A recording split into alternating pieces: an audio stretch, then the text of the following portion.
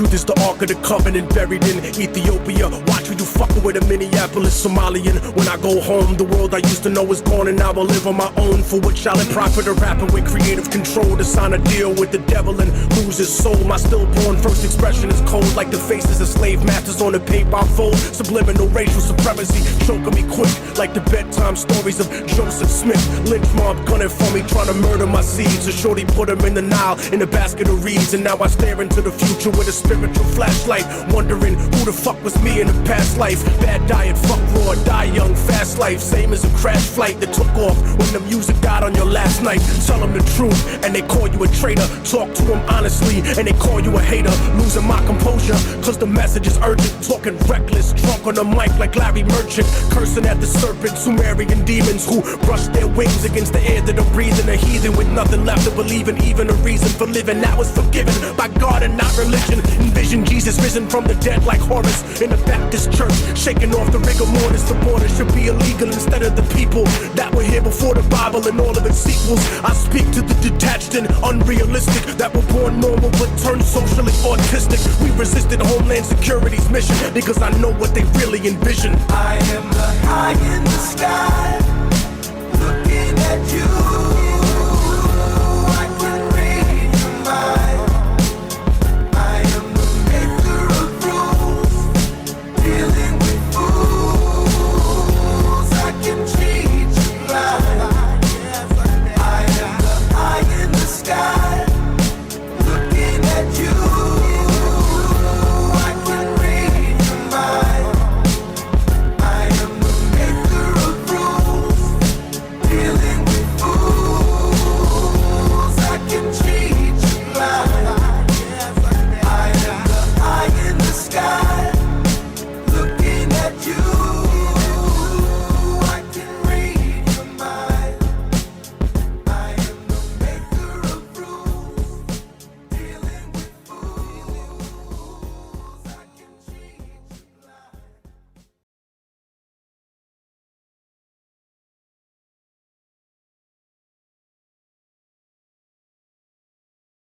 Testing, 1, 2, 3, 4. Testing. 1, 2, 3, 4. Hi, y'all. This is RTTI in New York City alongside Jahme from New York. She is a pioneer in bringing onto the map within the target individual community on YouTube, remote body modification. And she's been targeted, as far as she knows, for the past 8 years. This is an exclusive tonight. We have something in regards to an expose that Jahme will be putting out. And it has to do with her phone being hacked by the NYPD, affiliates of the FBI, Department of Justice, and I believe other entities, governmental entities, that she has receipts for. So this is not something that we're creating or making up in any way. These are facts, right? And with that being said, I'm going to pass the floor over to Jahme so she can give us a brief synopsis of how she discovered she was a targeted individual and what it took for her to realize what was happening around her. And from there, we'll move on to the meat and potatoes of this exclusive podcast that has to do with the expose. With that being said, Jahme, you got the floor. All right. Well, thank you, RT, for inviting me to your show. My targeting began in July of 2012 and into the beginning of 2013. And that era proved to be a very fortuitous period for me personally, professionally, and financially. I'm also a musician, a songwriter, an arranger, a vocalist, and a performer. And I'm also a municipal marketer, project manager. I also hold a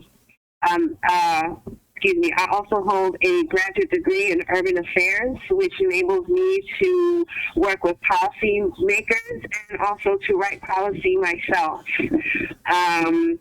And my targeting escalated in 2013 as my professional profile steadily rose. And also during the time where I planned to make a demo album, purchase a car, make plans to purchase a home, and make plans to either go to law school or to executive leadership school. And during the time when I was asked if I wanted to work with the mayor in 2013, I started to experience biowarfare targeting. I was subjected to an incredible amount of FBI community watch, subjected to direct energy assaults, and I experienced tremendous malicious interference to my telecommunications and to my digital devices.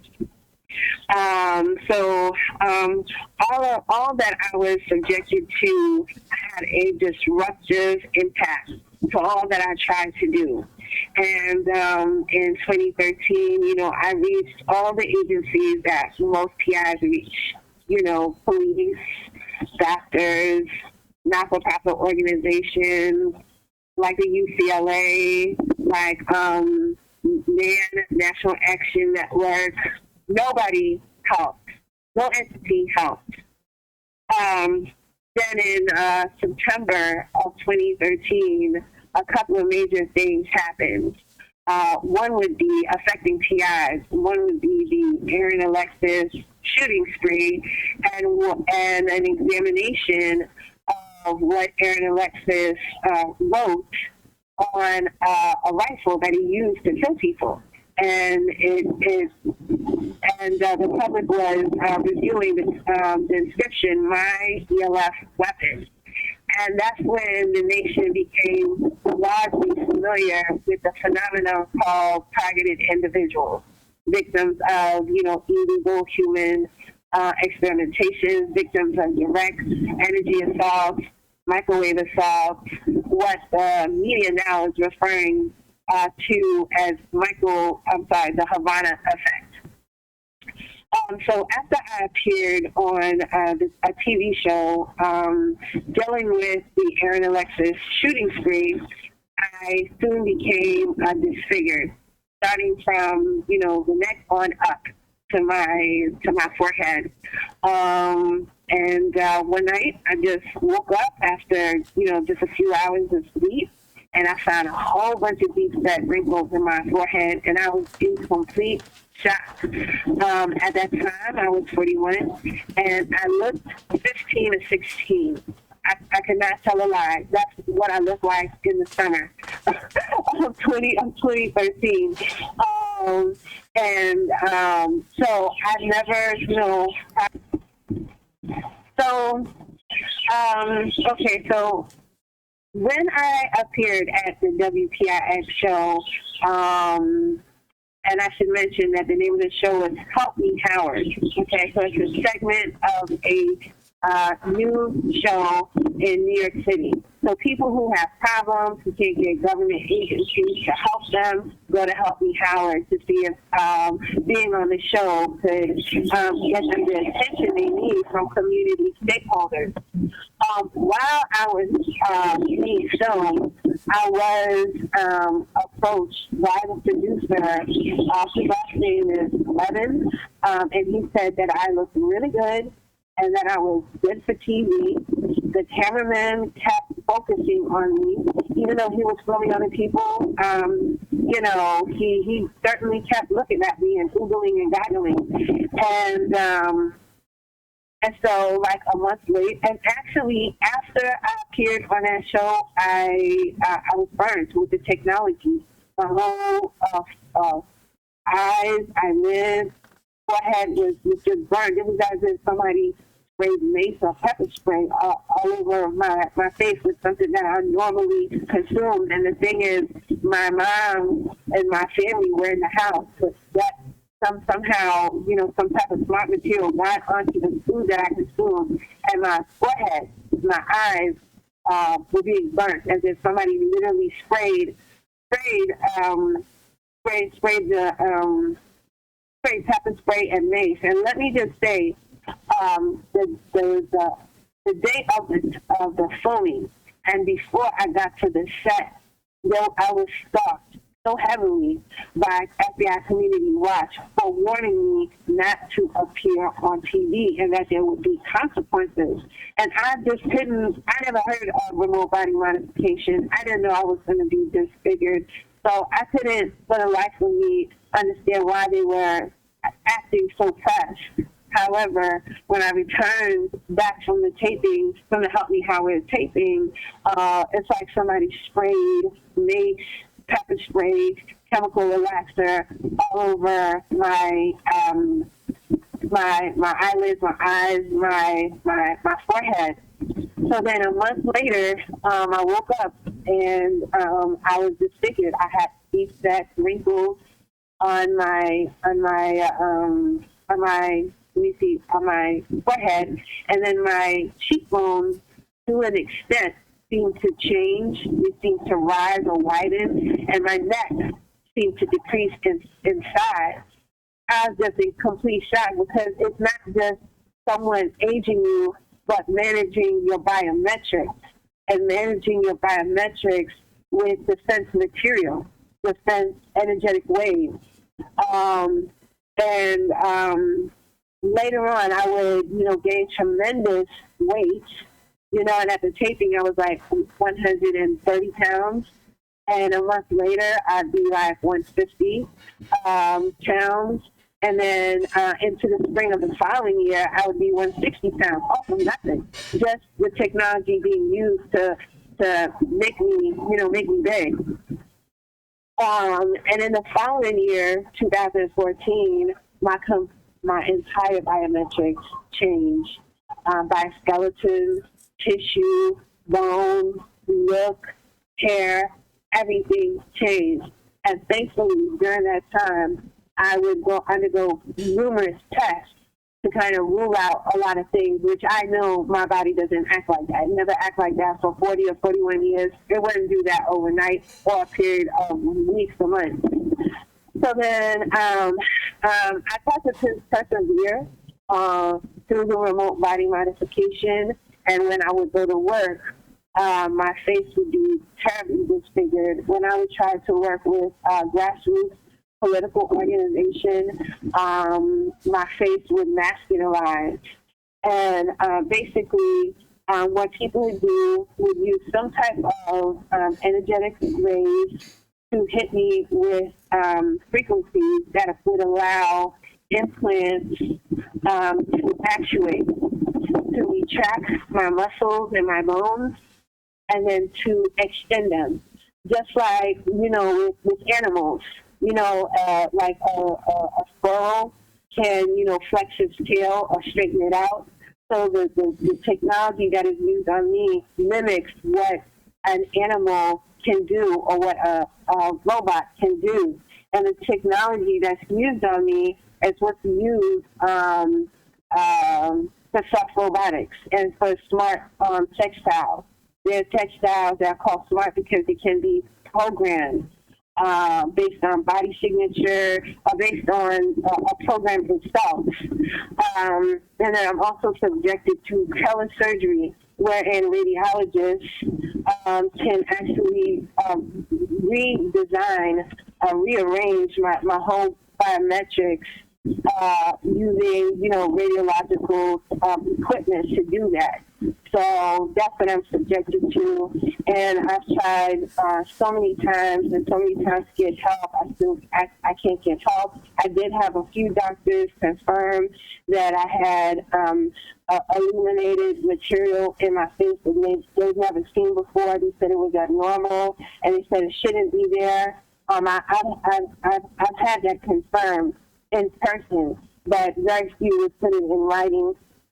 And after, the consultation, they would say, they can't speak, but, they would make themselves unavailable and then change the diagnosis. So to me, it seems like someone got in touch with them to make sure that no medical notation could be given to me that would add credibility to what I'm saying and confirm what I'm experiencing.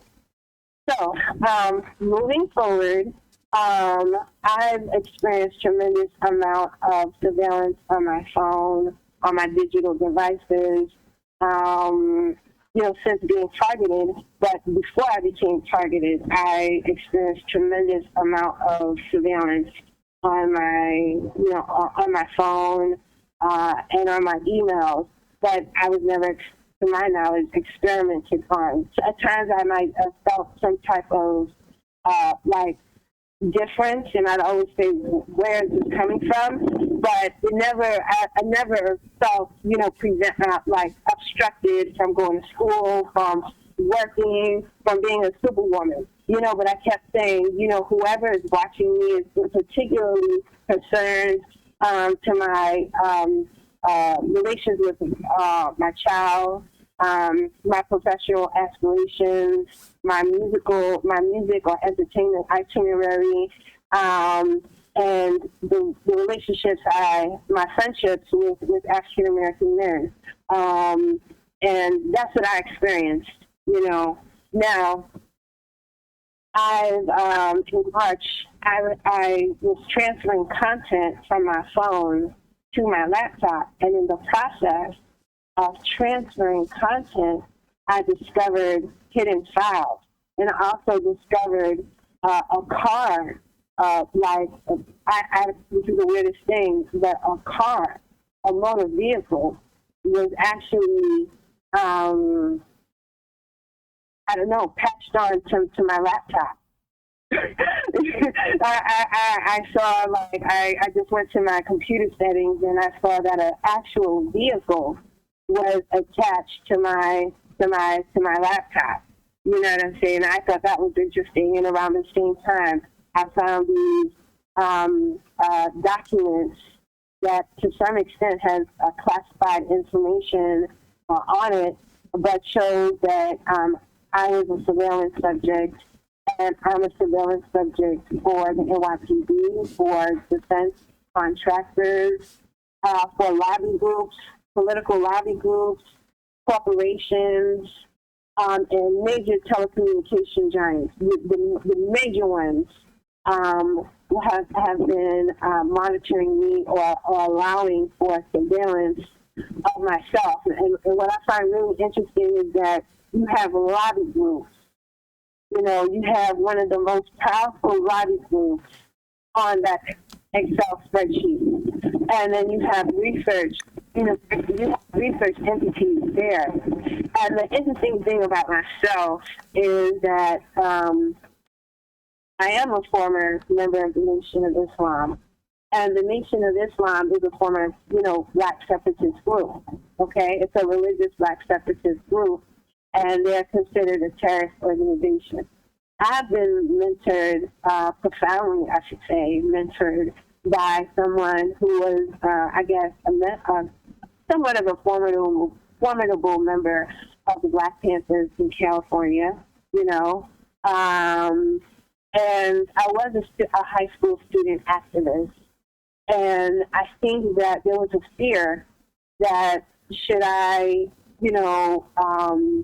maintain high visibility with, my background, that, Black people could be radicalized. They're not radicalized in a negative way, but radicalized in a way that's very self-empowering, and in terms of creating, building businesses, building the Black economy, strengthening the Black political base, motivating people to remain self-sufficient, because those are really some of the principles or tenets of the Nation of Islam, self-reliance.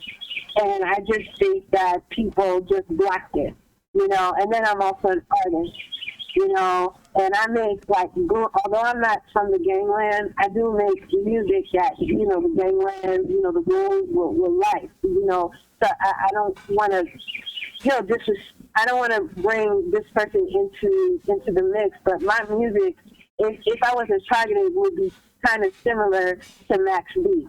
and the rules just love MyPD. The difference is I'm into policy, you know, and I'm not in the gangland, you know, whereas that's more his field. And you should know because you're from that area, correct? Absolutely. Yeah. So, so if we can now, let's talk about the slides. All right, so I'm getting ready to pull out the first batch from the beginning, the ones that you sent me first, right? The first 9, I believe. And the first one that I recall seeing is the one that has the red all over those particular emails, I guess. Those are showing NYPD. Okay. Mm-hmm. Hold on a minute. Let me. Yeah. So the first. Let me try to get to that. If you want to pause it, you can, or give me a moment. One. All right. So TARU is one of the units that appears on the Excel spreadsheet, and it stands for the Tactical Assistance Response Unit. And that unit is based off of, I think has 2 offices. One at One Police Plaza, which is the headquarters of NYPD, and the other is in Bayside, Queens. And basically, that unit does counter surveillance on terrorists. Okay, so that's major. And it also is a unit, I think, that operates drone surveillance. And so for years, I complained of being targeted by drones, by NYPD, period, and by first responders, by first responders. So that's very telling, because really I'm not a terrorist. You know, my background, contains, is all about music. It's all about self-empowerment. It's all about career upward mobility. It's family-oriented. I don't own a gun license. I don't hang around people with weapons. So so that's very telling. And what's also interesting is that some of the information on that Excel spreadsheet contains tower information, telecommunication tower information.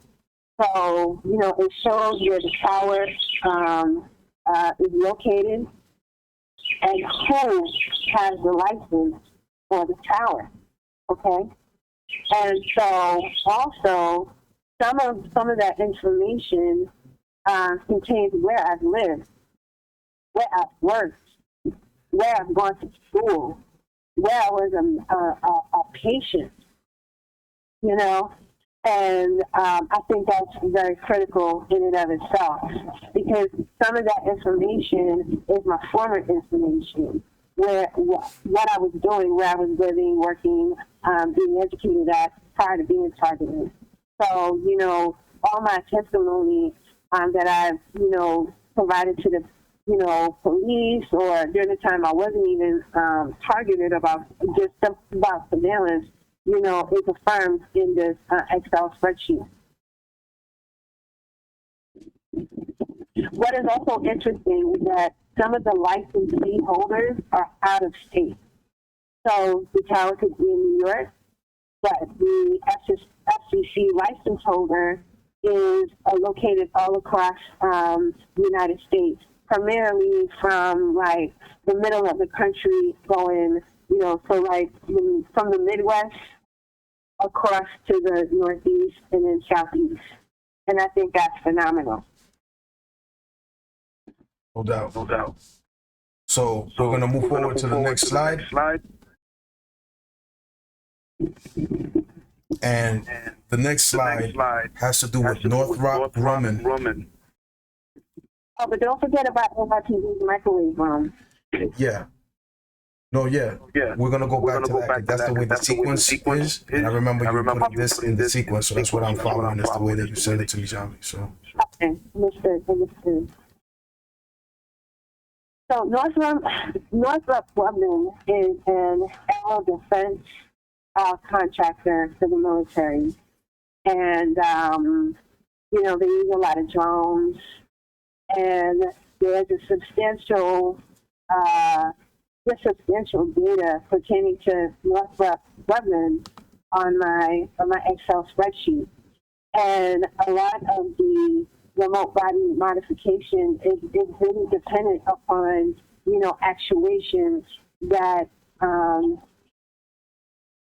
occurs through, you know, direct energy activation. So someone has to use a direct energy weapon to actuate an implant within myself, which could be a major implant or a finite implant or even a microdot implant. But it has to be actuated with direct energy.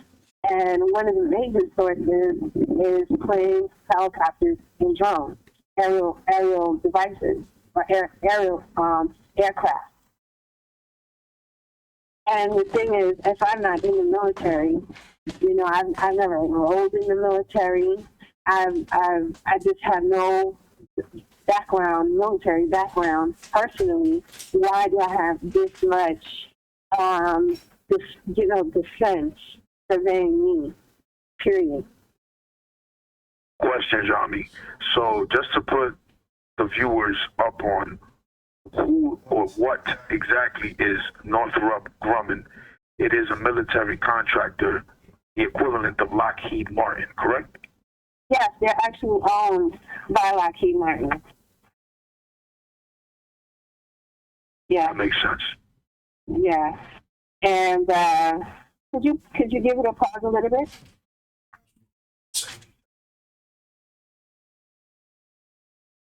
What?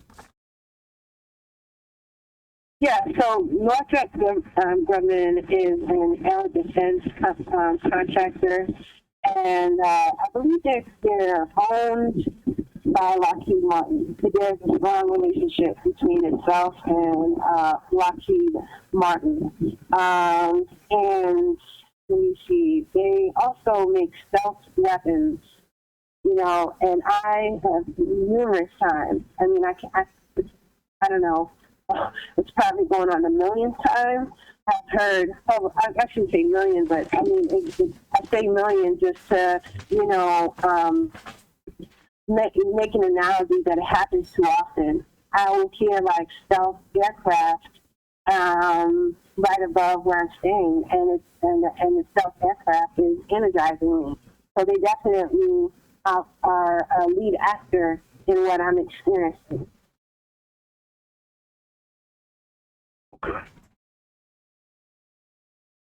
Moving on. And the use of you know, defense contractor, you know, material or technology, it helps to discredit the person, you know, because they make stealth material. They make stealth aircraft. It's used to attack enemies of the state. You know, so it's used to discredit me. And they're also, the company, that name is also the name of a telecommunications IT firm, you know, Northrop Grumman as well. I believe the company on the Excel spreadsheet is defense. Because when you look up the email address of the persons who have the FCC license, it's all like on the White House property. So we're talking defense. You know, so that's a major receipt. Absolutely. I mean, towards the end of the information that from Northrop Grumman, you see Washington, D.C. clearly stated on there. Yeah. When you put out the addresses, they're all right on the White House in the state capitol. And, you know, it just, and what I mean, I'm the first one, I think, the first one within the TI community to ever possess this type of information. You know, and this can be a tremendous help to TI, period. Because I would have to agree with you all across the board. You're absolutely right about that. This is definitely most appreciated, by myself, and I'm sure our viewers that listen in, they definitely will appreciate this. This is a bombshell. This is something that, in my opinion, is a political hot potato to a certain extent. I just want to put this out there. Pardon me, Jahme. I just want to put this out there so people can understand what's going on here, how real this shit is. Jahme was being targeted hardcore, being microwaved while we're doing this call. She had to literally physically move out of the place that she was in and go into a garage where they still following her and hitting her right now as we speak in real time. This ain't a game. This ain't a joke. It's not a prank. We're not creating this up to, get clout or funds or, likes and views and all that shit. This is just real shit going on in this country, on American fucking soil. You know what I'm saying? Pardon me for, being a little angry here, but I think I have a right to feel that way when I hear my people suffering like this. People in general, but my people, I say, because we're the ones being persecuted. For some reason or another, this has to be pointing towards a direction that seems the white supremacists that are behind this shit. Operation Paperclip, to name one. The architects of this program. All that shit fits the Eastern German Stasi. Fucking Zertsitzung. When you look up the German word Zertsitzung and you translate it into English, it basically means something so diabolical, in my opinion. You know what I'm saying? When you name something decomposition of the soul, that's basically them telling you they're decomposing us from within. I mean, that shit is so sinister, wicked, evil, demonic, all that shit. I just want y'all to understand how real this shit is, man. And Jahme ain't saying nothing. She sounds like she's fine, right? Sounds like nothing's going on and happy-go-lucky and whatever, right? That's not the case. She's suffering. And this ain't something that's on and off, like when she gets off, she'll be fine. She's gonna, after she finishes this, she's gonna have to deal with that shit. Yeah. Shit is real. Jahme, pardon me for that. Got anything else you want to add on to that? Yeah, when you have that many, you see that the slide, it's not like Northrop Grumman, you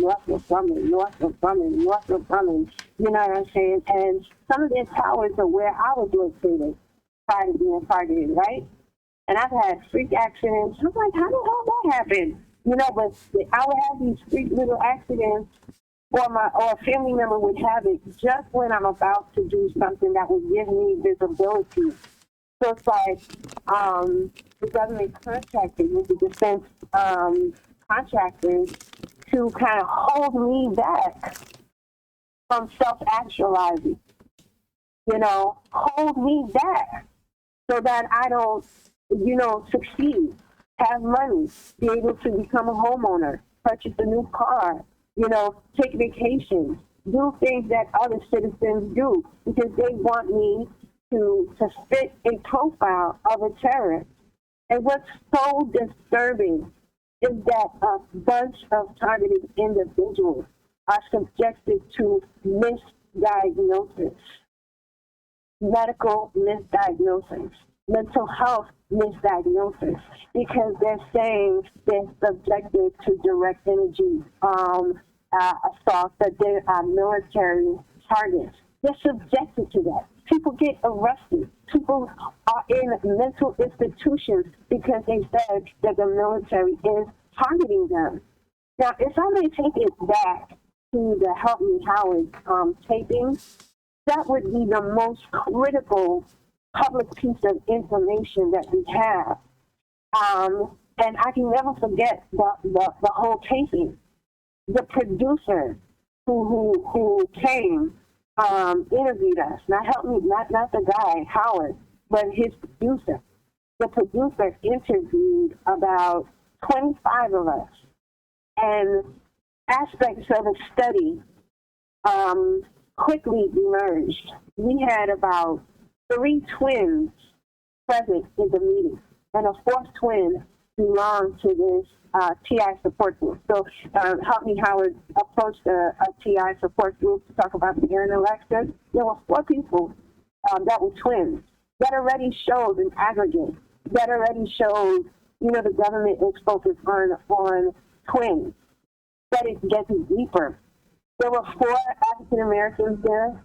Every single African American had a background in activism. Had 3 out of the 4 had a background in entertainment or affiliated with entertainment. Every single black person there was owed land. They had issues with real estate. And every single black TI had issues with an heir. They were an heir to money, but denied by the state. I know that's the case for three of them. So that already showed that the black people were targeted, because of their activism. Number 4, majority of the women, not all, who got targeted were targeted at age 40. 40 represents a medical threshold age for women. That's when you experience some type of atrophy, right? Then you had the white people there. They tended to be very, very pale. Very pale. Majority of the women worked as nurses. The majority of the white men had some issues with drug addiction or problems with cops. And the majority of the whites there were like Tea Party affiliates or very moderate Democrats, and had no background in political activism. And their concerns were with animal rights. So what it started, and then you had a number of people who were left-handed. So what it started to show is that black people were brought in to help white people, advocate to get themselves out of this program. Some of the white people have been there for a long time, whereas some of the, which is different with the blacks. Blacks got in there, maybe they stepped on somebody's toes. But across the board, all the TIs there were very sharp, could defend themselves very well, were athletic, and some of the women there looked extremely young for their age and very capable. They didn't have like pain and aches prior to this. They're very self-sufficient. Had a healthy income and enjoyed their life. And a lot of the women said that after divorce, they got targeted.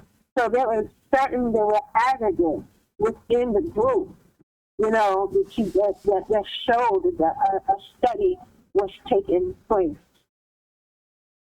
And the black people, they had to come far and wide to get support. You had one TI from Florida, you had one in Pennsylvania, you had one in New York, in Queens, and then you had one in the Bronx, So I wanted to, bring that up. And many of the women said they were electronically raped. Stuff material was being used to rape them vaginally, anally. They said they were chemically sprayed. Just a lot. What they were saying just speaks to the deployment of Department of Defense technology. And what you see on the sheet, on the Excel sheet, is nothing but Department of Defense technology. And when it comes to Department of Defense data, that's classified.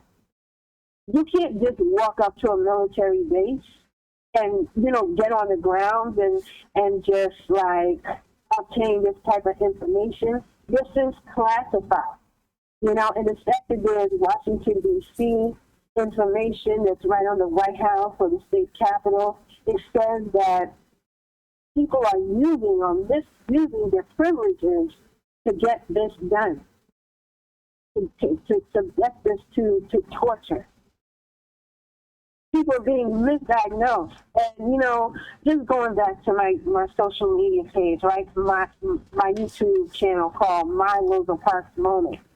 You know, I called it MyRosaParksMoment because the technology was being used to push back the success that I should experience as a protected class member. I'm African American. I should be able to go on a plane, go on a bus, go on a train, be in a supermarket, you know, without having to move to allow white people to come in front of me. If I'm on a bus or a train and a white person wants my seat, it happens too often, they just point their phone at me and they can make me itch, they can make me sweat, they can make me have a sensation like I have to go to the bathroom. They can use the technology to access my private parts, get stimulated, and I have to get up. It gives white people a nice face, right? So it can continue to succeed by pulling the straps of your boots. Yeah, I've done that. Yeah, I didn't grow up on social services. I didn't grow up on, with Medicaid, food stamps, or in the housing projects, or with subsidies. Not to say that that's a bad thing, but that's not my story. But, you know, they're using this technology to keep me from working and make me seek public assistance, make me look like a drug addict, make me look like a homeless person, make me look like I don't have a credible, commendable background, so that white people can be happy. And to cover up their activities, they get guns involved, they get people from the gangland involved to hold me back. You know, so if I get off of my seat on a train or bus, some girl, you know, and I say something to, you know, a person I can handle, a goon quickly comes in to try to regulate the situation. And then, you know, but that never happened to me. I mean, maybe once has ever happened to me in public transportation where I could, you know, kind of like fall back. Because my name and MTA is synonymous. I don't have problems until I got targeted. And the thing about Rosa Parks is that she herself is the catalyst for the change to public transportation as we know it. You know, this country was a segregated country. Punitive measures, you know, were in place if a black person didn't give up their seats for white people. You know what I'm saying? If they didn't move to the back of the bus. In 1955, Rosa Parks was approached by a police officer, and the police officer told her, move to the back of the bus. And this frail woman said no. She was arrested, and that arrest and the story of her arrest galvanized a community of black people nationwide to do the boycott, right? The 365-day bus boycott. No black people rode the bus, and I don't even think if they were supporting white businesses to the extent that they were prior to Rosa Parks' arrest. And as a result of the 365-day boycott, it started to cripple the economy. So then the government desegregated public transportation, and now, you know, it's unlawful to discriminate on public transportation. Yet, directional energy weapons and stealth materials are used to, you know, to bar me from enjoying my civil rights and enjoying my protected class membership. Absolutely. Jahme, that was all well said. Put that together very well. Appreciate you for going in on that topic and breaking everything down the way you just did. If you don't mind going back to the slides, I'm going to go now into the third one. And I want to let you know which one that is that I'm looking at in real time.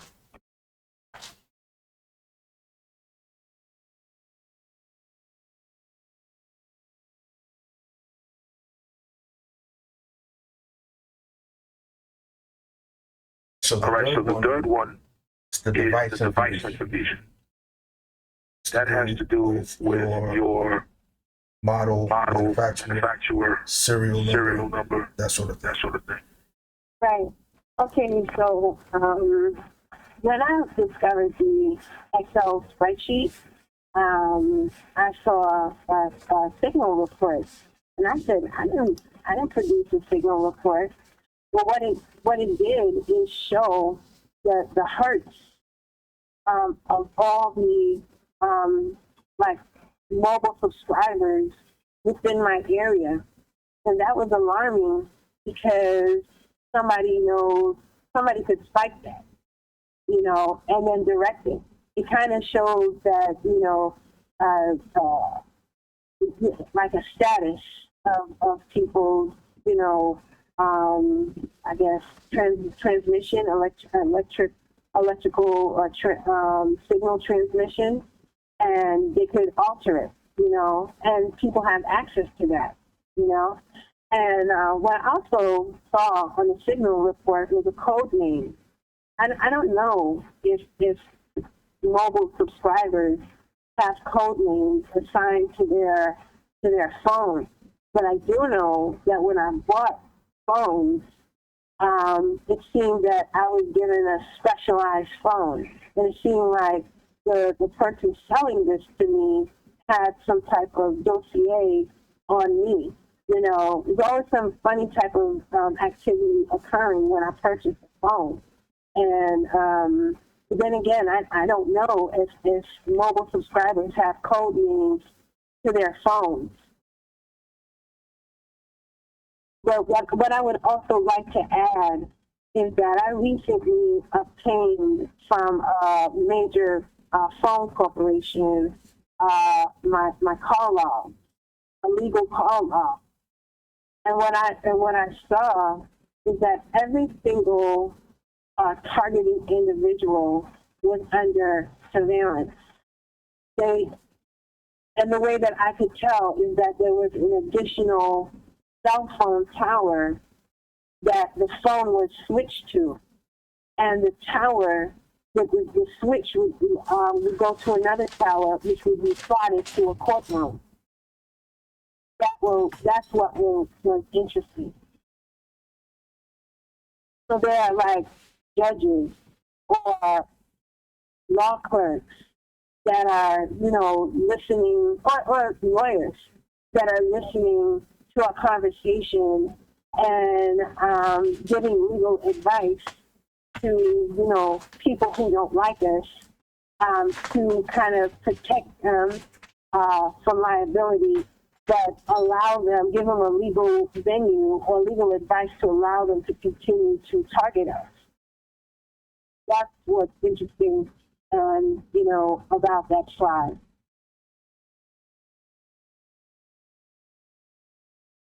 You want to move on to another slide? Absolutely. Moving on to the next one. Give me a second. Mm-hmm.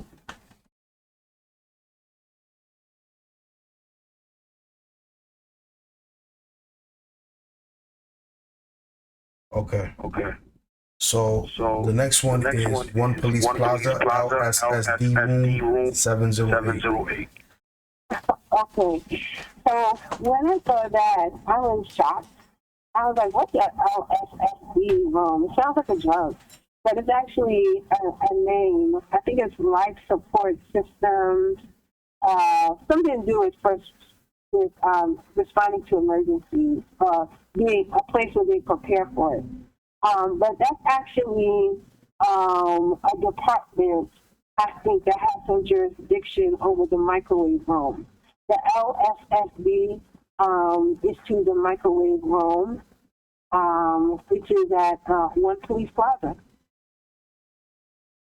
So many targeted individuals, they go to the police precinct, and the police routinely dismiss their complaints of direct energy assault or shuttle them off to the emergency room. But the police will not take the complaint because I guess it would implicate themselves. And this is a major deceit. Again, who would have this type of information? You know, who would have it? No, I agree 100%. The only people that would be able to come across that sort of information would be them themselves and have access and authorization to do stuff like that. Right. And what I find really, really interesting is that, you know, currently there's a lot in the news about the Havana syndrome, right? So the government, the FBI saying we don't know the source of these, you know, direct energy assaults and these microwave assaults, right? But I've complained of being microwave. I've complained of being hit with directional energy. And I've complained to these entities, yet the microwave roam ends up on my phone. Information pertaining to the microwave roam pertains to my phone. What?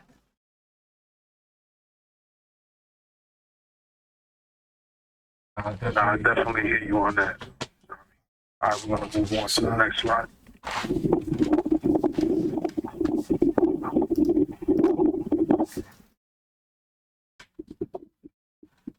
Okay, here we got New York State Department of Homeland Security. I'm assuming DHSES, Office of Interoperable and Emergency Communications.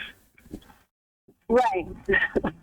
So many persons, you know, are calling themselves targeted individuals because their treatment is very differential, you know, than what other people experience. So it makes them targeted. You know, their home is targeted, their telecommunications is targeted, their job is targeted, you know, the families become targeted and subjected to surveillance. But when you start to have Homeland Security involved, it speaks to the fact that we're STAR listed as suspicious persons. STAR stands for Suspicious Activity Report. And so when you are STAR listed, the police, the FBI have some guidelines, Homeland Security guidelines to follow. They can access the utilities. They have access to your phone, your job, your medical office, your medical practitioner. They have access to everything about you because they think that you're going to cause a national emergency. Okay, and in that sense, it gets all, you know, the agencies involved, you know, and so I think it's just fitting that they would be on such a list, and you know, under so much surveillance, not because I'm involved in anything terroristic, but because the government is, you know, using agencies to perform, you know, cruel acts, inhumane acts. And when we actually look at perpetrators of a crime, you know, when we look at, because we talk about women being sexually assaulted with directional energy weapons out of the military, we talk about some of the content or data on the Excel spreadsheet being on the White House. These are like places, iconic places that people know and respect and are proud of. Some people love the White House. You know, they love the military. And so we can, you know, when it comes to sexual abuse, it usually happens by someone you know, by a very popular person. Especially where we can even use the analogy of education. You know, some of the most popular educators and sports coaches are the ones committing the most cruelest acts. And so just apply that analogy to, you know, the defense and the military, homeland security. And I know, RT, you mentioned, you know, white supremacists. Let me, you know, bring this point up to you. Many members of the military are in white supremacist groups. The police departments nationwide are fully infiltrated by white supremacists. And in 2006, I believe, the FBI released a report saying white hate infiltration of law enforcement is a national security issue. And with the Excel spreadsheet, we see you know, that a bunch of defense, counterterrorism groups tracking me, you know, and I'm complaining that I'm being tortured and targeted for racialized reasons. We can go on to the next slide.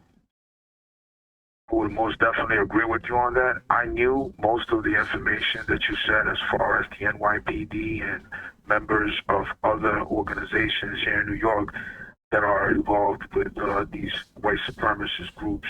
You know, definitely something that's deeply embedded within the system, the power structure. I definitely agree with you across the board with that information. That's definitely something that probably a lot of people don't realize how deep this shit goes, how deeply rooted it really is.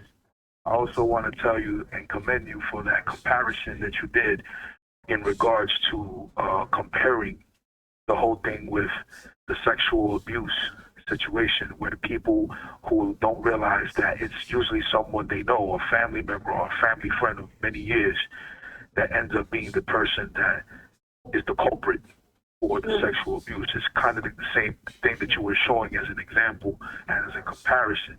I think you nailed it with that. That was something that hit home right away to people who either have gone through it or know someone that's gone through it, dear to them, things of that nature, to get a felt understanding of what you were trying to, the message you were trying to convey. Moving on to slide.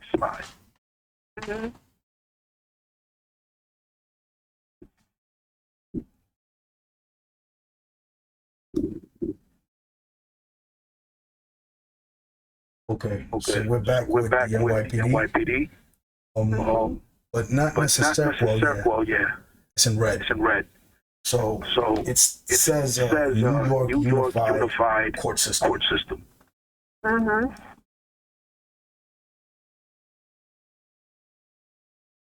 Well, basically, I think it's pretty interesting that the court system would be on an Excel spreadsheet along with tower information. And what it says is that, you know, the judicial system is accessing surveillance information on subjects who wish to go to court. And one of the main things with TIs is that they cannot get legal representation, you know. And what it shows is that, you know, the scales of justice will not tip in the favor of a TI. The judges have access to your information, and therefore they can't be fair and impartial. And it's wrong, period.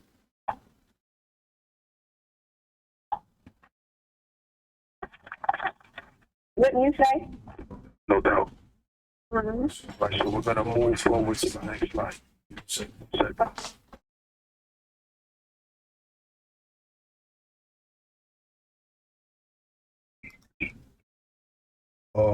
Here we go. Federal Communications Commission. Universal Licensing System. Microwave Public Safety Pool License. WPIX 236. New York City Police Department. Yes. Give me a moment. I have to charge my phone. Okay.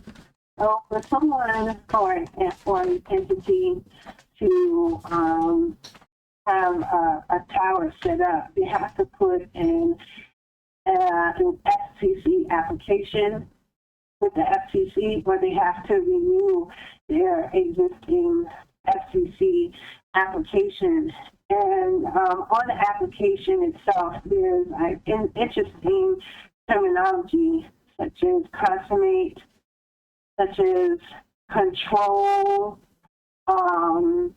So I thought that was really interesting because I think they might have used the term like control from one or like an entity. That's what was really interesting in it.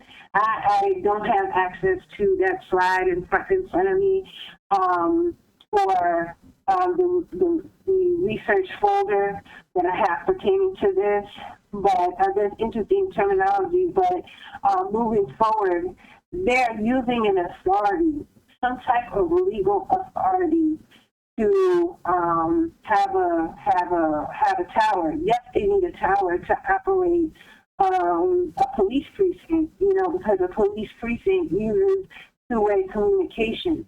So why is that on a civilian phone, right? So it means that they're using it for an additional purpose. That information should reside within, One Police Plaza headquarters, or with the captain, or with designated personnel, police personnel within a police precinct, not on a civilian's phone.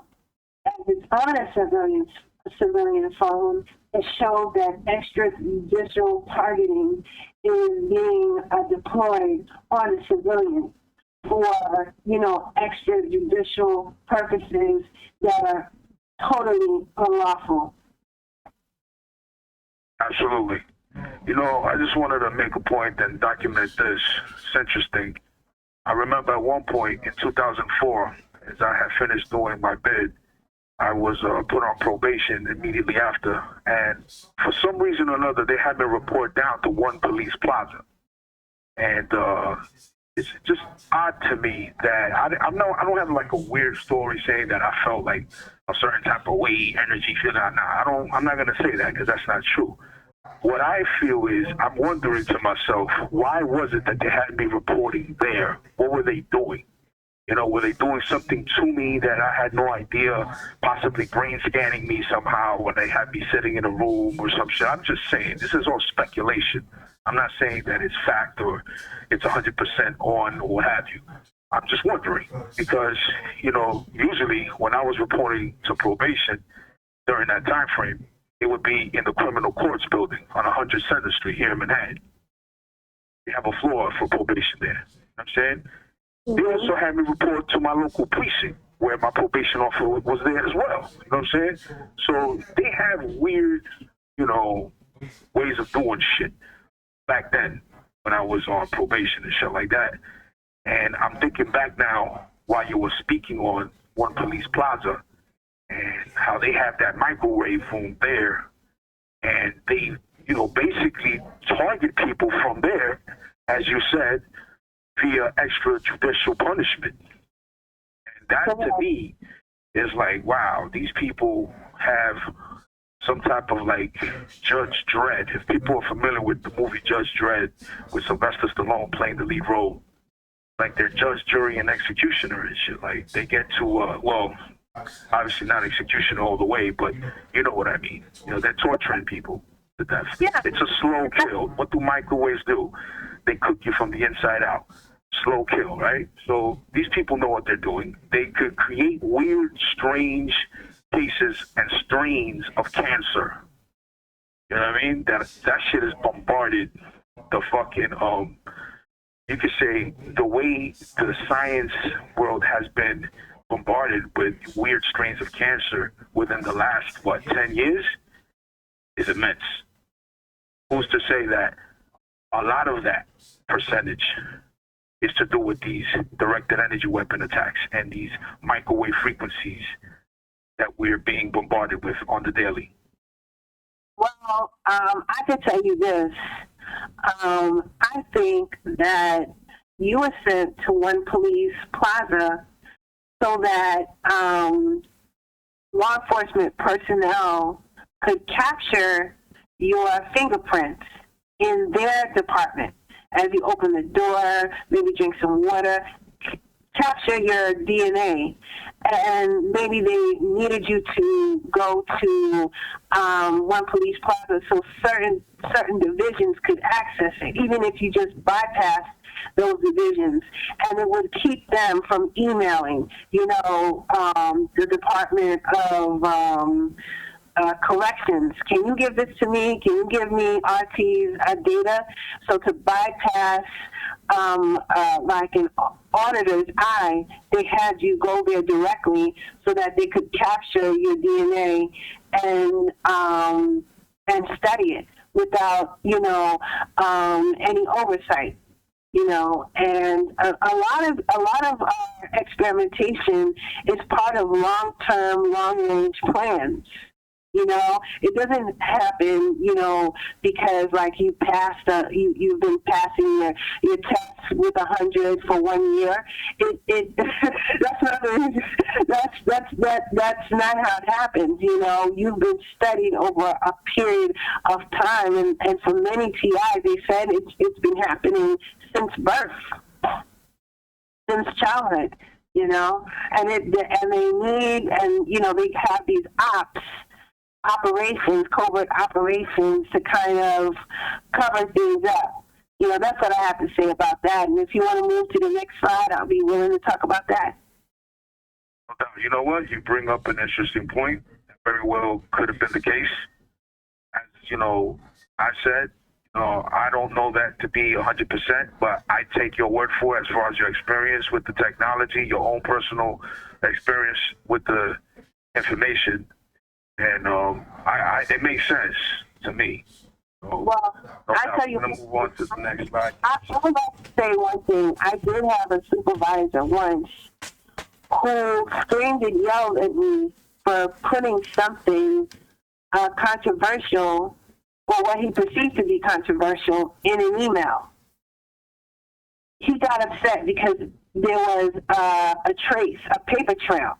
You know what I'm saying? And I'm just thinking, you were asked to go, and that was like in 2006, 2005. Your event happened in 2004. And my boss told me I was under tremendous surveillance, that I had no idea. That was the first time I heard of that. And he told me that in 2006, right? And your event happened in 2004. So I'm thinking the same principle applies. People are trying to circumvent creating a paper trail, and came up with a reason for you to go to One Police Plaza. No civilian needs to go to One Police Plaza. There's certain things civilians have to do over there, but no civilian really needs to go there. But I can tell you this, I did have a protest at One Police Plaza, and I was hit with tremendous microwaves. Myself and other protesters had to rush out of there. So, and that's one of the sites of the microwave room, Just the point of them having something called the microwave room. I mean, come on, y'all. That's it sounds like the cocaine room, right? It sounds so weird. It's as weird as if you learned that there was a cocaine room. Go to the cocaine room. Go to the microwave room, right? Yeah, that's crazy. This is a trip, man. I mean, if that doesn't paint it black and white and clear for you, I don't know what will. You know what I mean? Are there any news stories on the microwave room? Absolutely not. What?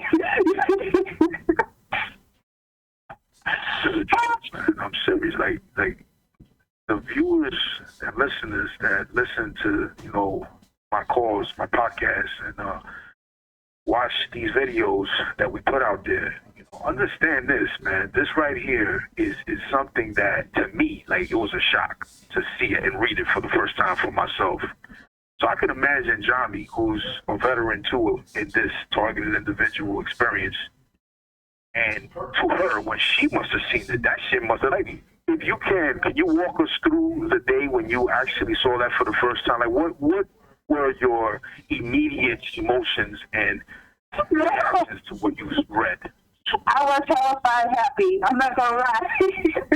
I was like, it's because it just shows the people performing criminal activity, but using a legal authority. There are a bunch of lawyers on the list too.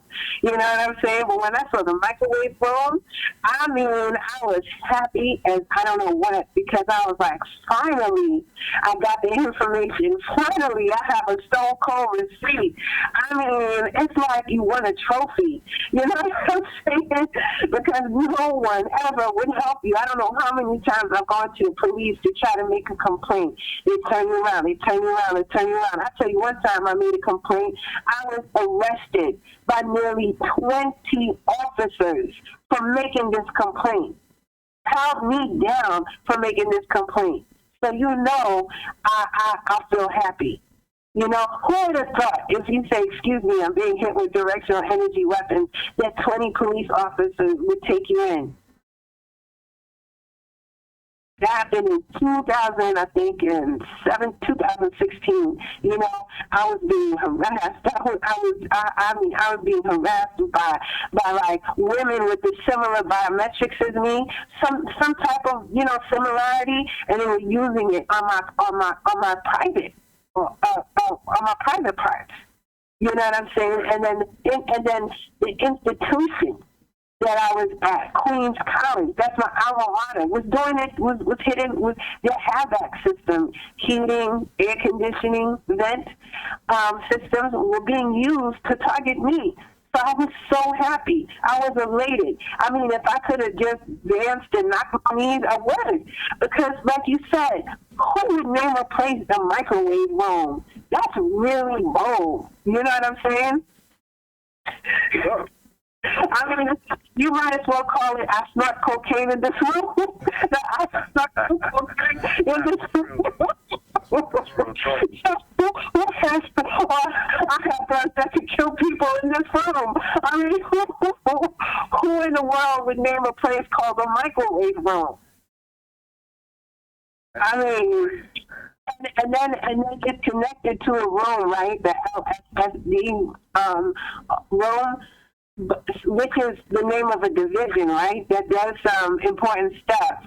But LSSD, like if you take one S out, it's like LSD room. You know what I mean? So a lot what acid stands for. Right. So a lot of it. So remember, I said I was hit with after the WPIX taping, it was like somebody put chemical lye, but there was no real lye. It was just the technology. You know, but what actuating maybe like real finite, smart fibers in the face. I don't know how. I don't know the origin of this, but it's there in my face. But what I can say is that.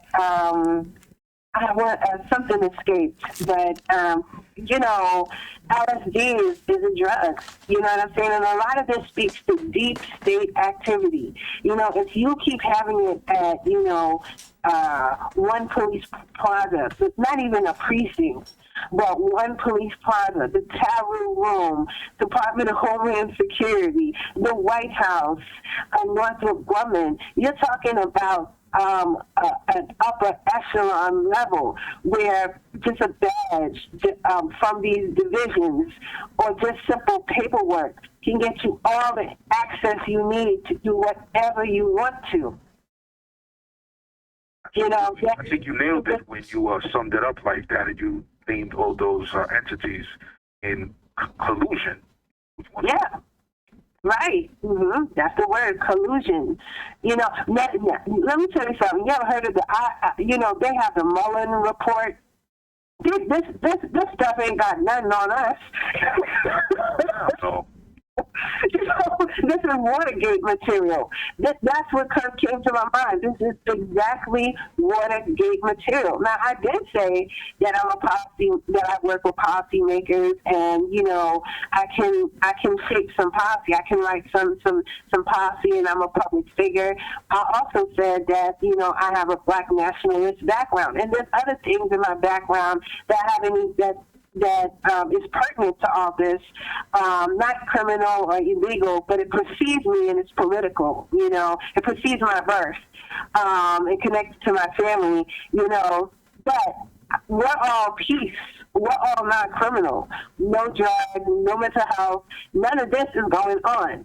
You know what I'm saying? But we're subjected to it to fit a profile. You know what I'm saying? And the thing is, I'm not working in policy. I'm not the public face of any marketing program. You know, I get paid. You know, when I worked in government, I was told I was selected largely because of my skill, but because I had a good look. You know what I'm saying?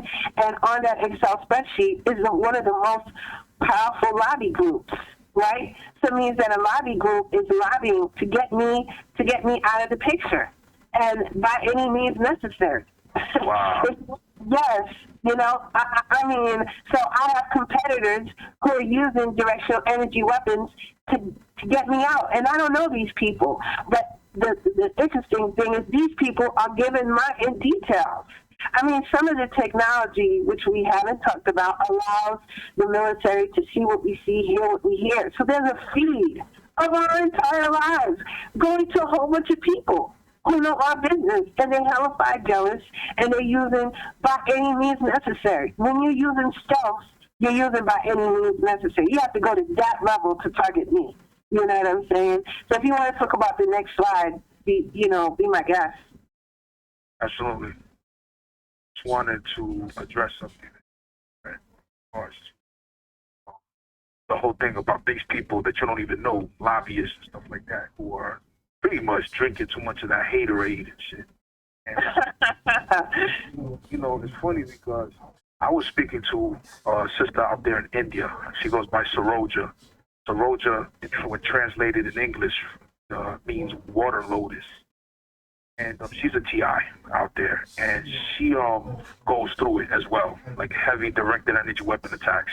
She set up a coalition, though, out there of Indian women, men and women, who are all being targeted, the mind control technology being used on them as well. And she told me that she realized when she was here, because she used to live here in America, specifically New York. She worked here and everything. She has credentials like you. She acquired them while she was here, and she got a certain position, certain level. So you already know how these motherfuckers are. They noticed how she was getting up there. Okay? With getting the status comes a little more power.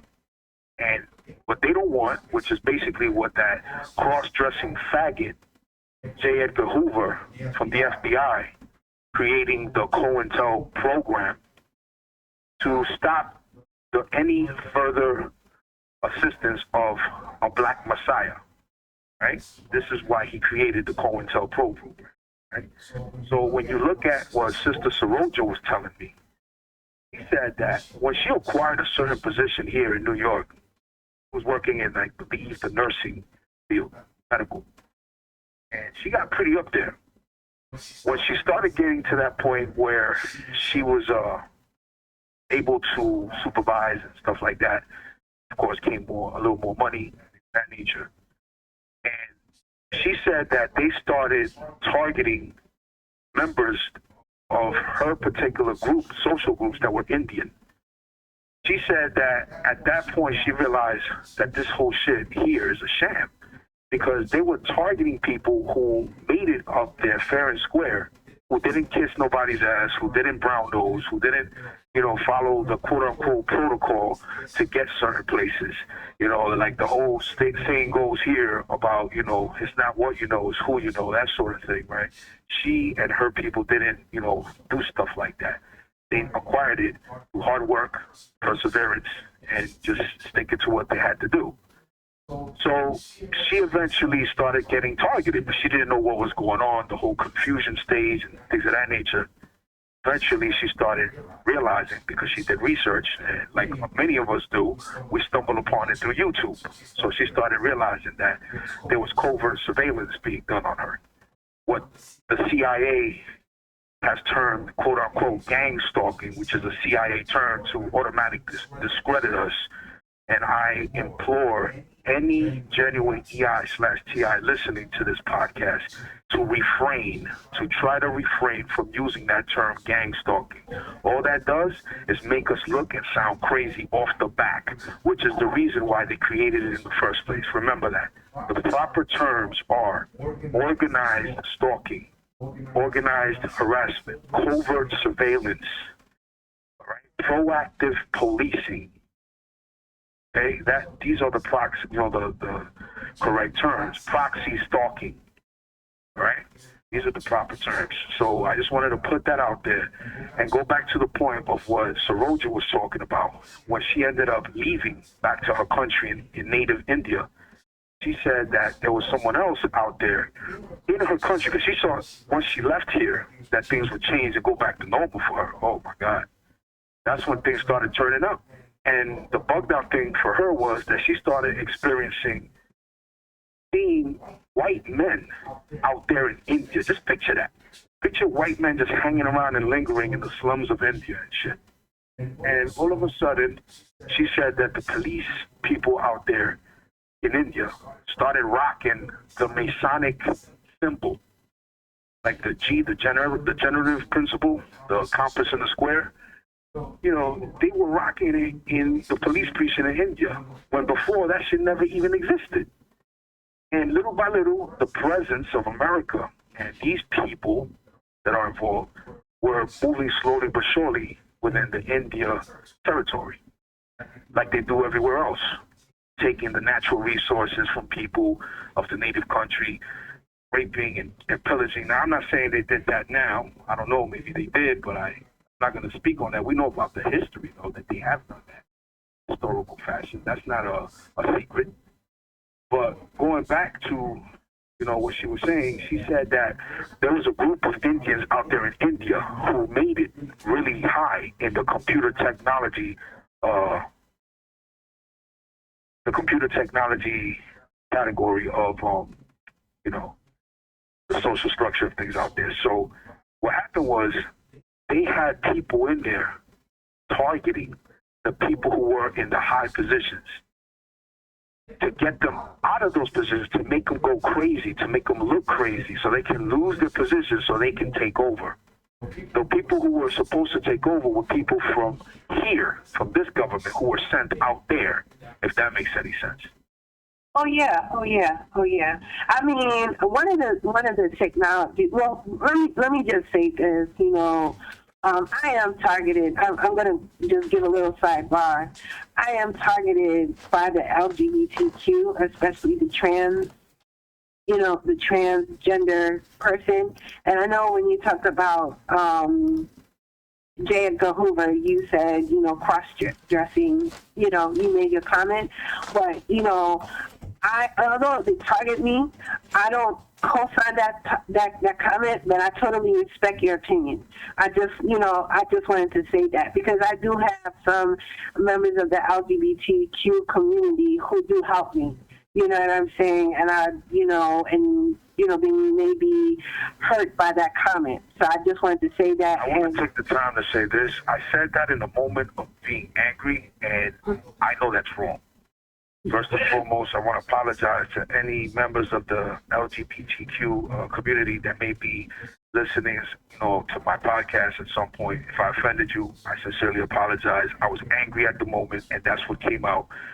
I used to be homophobic in the past, and eventually I met somebody that I got with who had friends that were homosexual. And, you know, at first I had friction there because I didn't feel comfortable. I eventually got cool with them because I gave them the understanding that as long as they don't come at me with that stuff of trying to get with me and shit when they're drunk, because I noticed that when they get drunk, like even heterosexual people, they start getting loose and shit like that. And I told them, you respect me, I respect you, would be cool. You come at me with any of that garbage, I'm going to smack flames out you. I told him straight up like that. And he laughed it off or whatever, flamboyant, whatever. But he never did anything. He never disrespected me after I approached him and told him that. And we were cool ever since. And he helped change my mindset about that. On top of that, I have a female cousin. Okay? Yeah, I mean, in our particular family, you know, that was a shock. You know what I'm saying? Because we come from a general, like, I guess you could say old school mentality. So it took her mother a long time to adjust to that. But she eventually understood and accepted her with open arms. You know, so I know about having gay, you know, cousins and family members coming out and all that stuff. I don't personally know the struggle because I'm not gay, but I know people that are close to me. And again, I'm going to reiterate, if I offended anyone because of that comment, I'm sorry. I was angry at the moment at the situation. I know that's not right. That's wrong to still say that. But that's a derogatory term that I learned growing up to describe a homosexual person and to get them angry. You know what I'm saying? But I wasn't angry at the homosexual community. I was angry at J. Edgar Hoover, who just happened to be a cross-dressing. And I agree with you. You know what I'm saying? I totally agree with you because he's so hypocritical, extremely hypocritical, and was extrajudicial, against, black people. But I just, I receive a lot of, some help and some guidance from the LGBTQ community, but I am targeted by them likewise in the most vicious way. So am I. I mean, I get the things from them too, but then I also get support from them as well. So it's, I get it. I get what you're saying. You make a point. I rectify it to the best of my ability. Of course. So, of course. You're going to go to the next slide? Yeah. So, give me a second. I'll get the...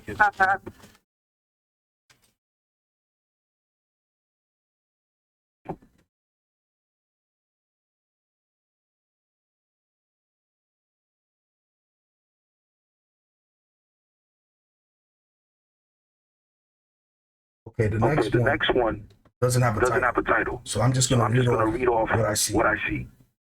C as in cow, P as in Paul, M as in Mary, R.A.D. New York Joseph, Yerman. Okay. Now that's interesting. That's interesting. I guess he was some type of a chairman to the MTA. You know what I'm saying? And he has a license, and I guess he has a license or to the FCC, and the FCC license falls under his office. I think that was the case. But what is very interesting is that when I Google search that name, Joseph Urim, I actually see someone who looks identical to a friend of a TI in Towns River, Jersey, who was a board member to Freedom from Covert Harassment. And that friend of that former board member, his name was Urim, and he was schizophrenic, and he lives out in Far Rockaway. And I was targeted to traffic with that individual who looks like an MTA, an MTA chief.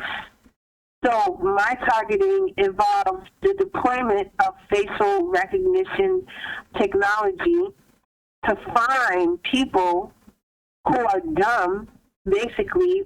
I shouldn't say dumb, but challenged mentally or physically, to do like a voodoo ritual on behalf of white executive leaders in government. So, I mean, this list really speaks to like a deep state activity, covert activity that is going on. So you have this Excel spreadsheet, and it lists the tower information and the FCC license information, but it's on a civilian phone. You know what I'm saying? And I did mention that when I, use public transportation, directional energy weapons is used to, one, perform telesurgery, disfigure me, and to sexually assault me, racially harass me, and get me to give up my seat for a privileged person or goon or whatever, and at the same time make my ride a living hell. Where I just have to sit there and just take it. With the stuffed weapons. So that's who that man is. You want to go to the next slide? Sure.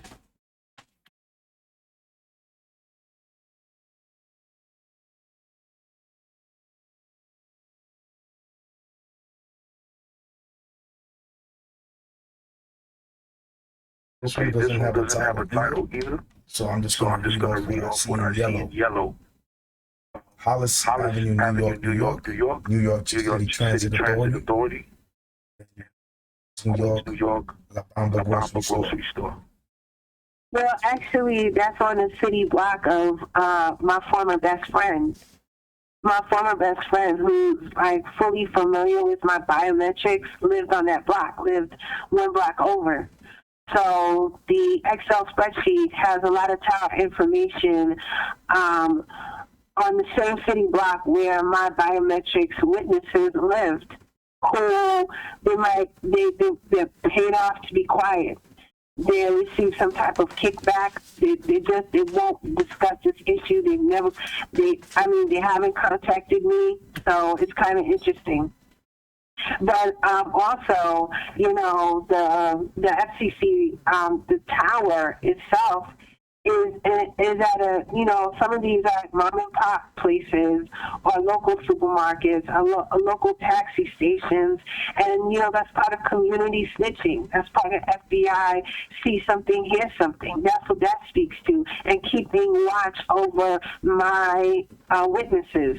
You know, so not only am I being surveyed, but the people who know me are being surveyed and under some type of control to be quiet as well. Because I'm pretty sure somebody in my former network knows who's doing this and why it's doing it, you know, they might have been extorted.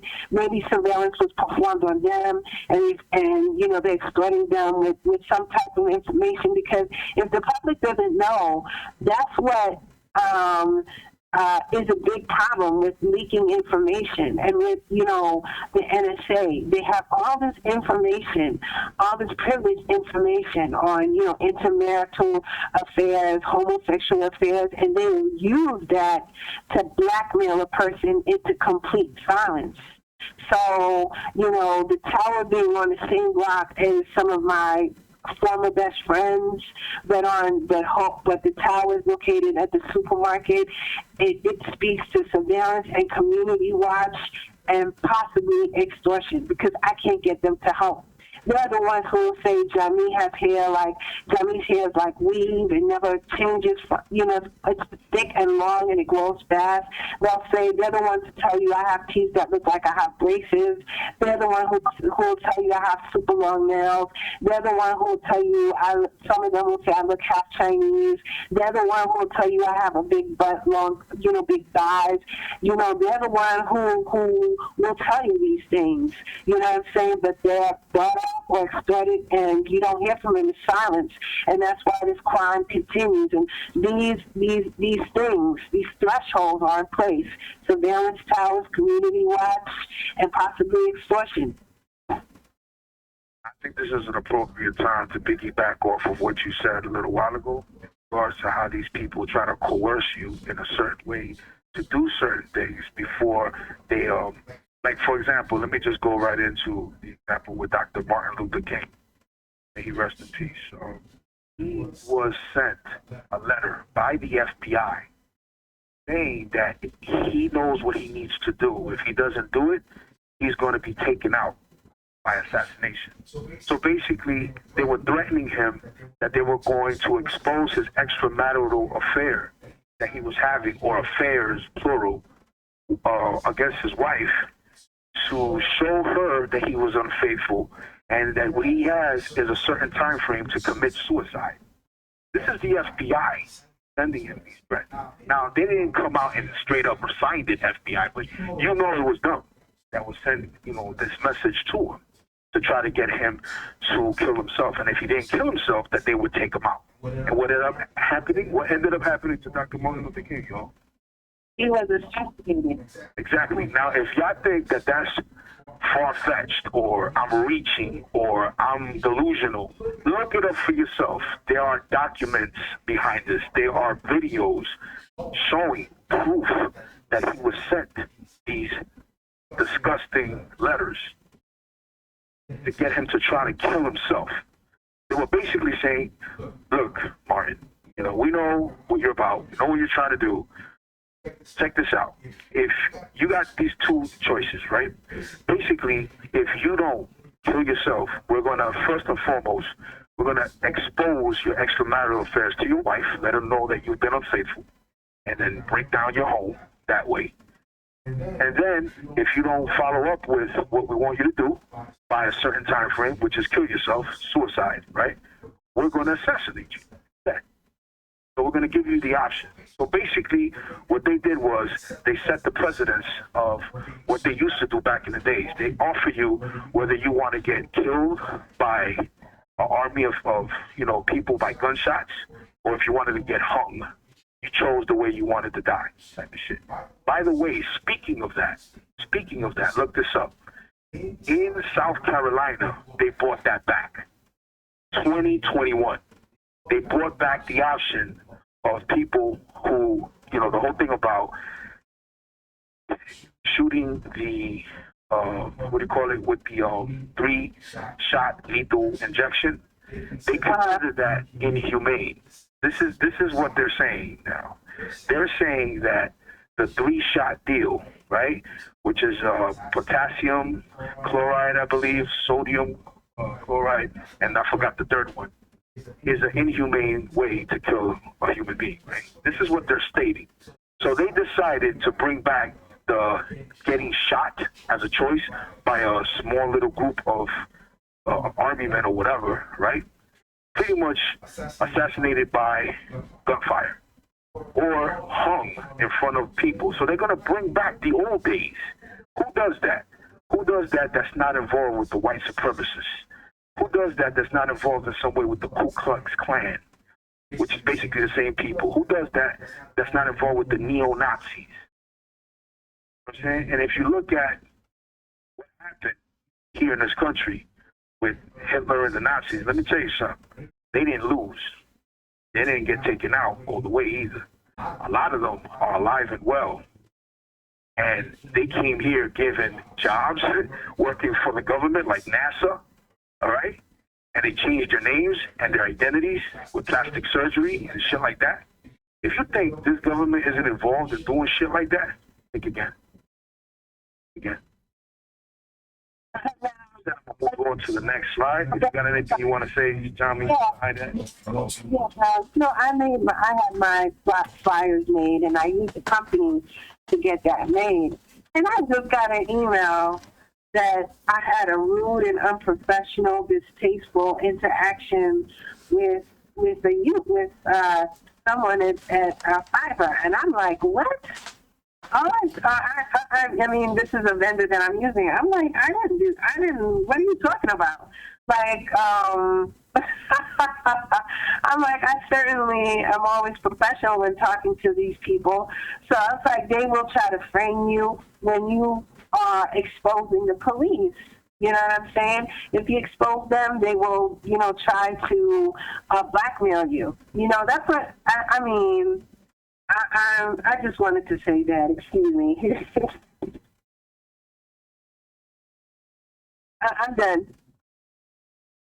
Hello? Okay. Moving on to your slide.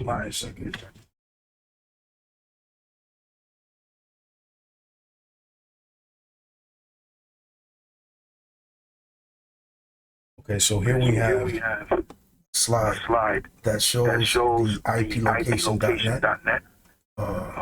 Latitude, longitude 40.7143-74.0060. United States, New York. And you have another one on the bottom, United States, New York again. Okay, I don't have that slide in front of me, but I'll talk about the batch of slides. My IP consistently plots to 2 locations, my actual physical location and to the White House itself. And it also plots to the U.S. Department of Justice in New York City. And oftentimes it plots to police precincts as well. So I think that is very telling that an executive order is in place that stems from the White House, that they got some type of emergency warrant from the Department of Justice, and the Department of Justice is monitoring all this communication. And, they monitor where I am, where I physically am, because, like you said, this is one of the most important podcasts that you have, and that's out there in the public, period. This surpasses Watergate. This surpasses the Mueller report. This surpasses everything, because it's the first time we're hearing of privileged information, the microwave room, right?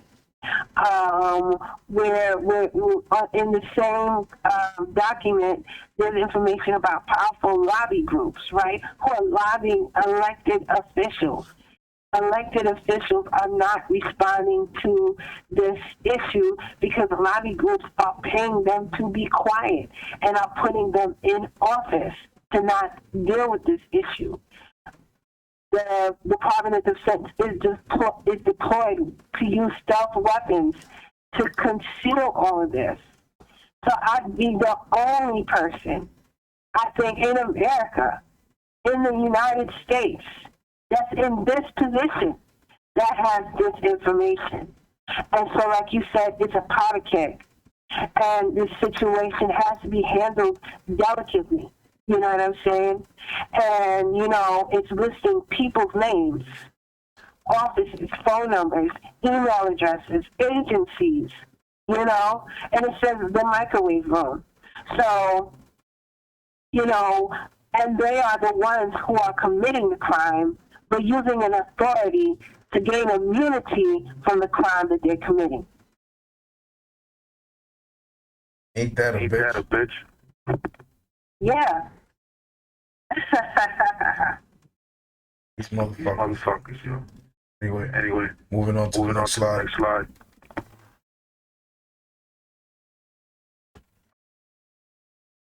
All right. So I'm looking at the GPS converter, and it's showing the coordinates of 18.7-175-800-66.161-300. The island of France, I see on the map. Iglesia Ministerio Internacional, some sort of church, Spanish church. What are we looking at? So, I am targeted by Latinos, South Americans, Caribbean Latinos, and they target me like to elicit, you know, angry responses, you know, like Manchurian responses. And a few times this year, I've noticed that my phone's IP has gone to Puerto Rico. You know what I'm saying? Puerto Rico itself, near to the State Department in Puerto Rico. And with this particular address, it's near a street called Castro. Now, as we know about the Havana, the Havana effect, the Havana effect is a name that's given to describe a medical condition that occurred as a result of being microwaved. And the people who experienced the Havana syndrome were U.S. ambassadors to Cuba. And Fidel Castro was a longtime dictator of Cuba, right?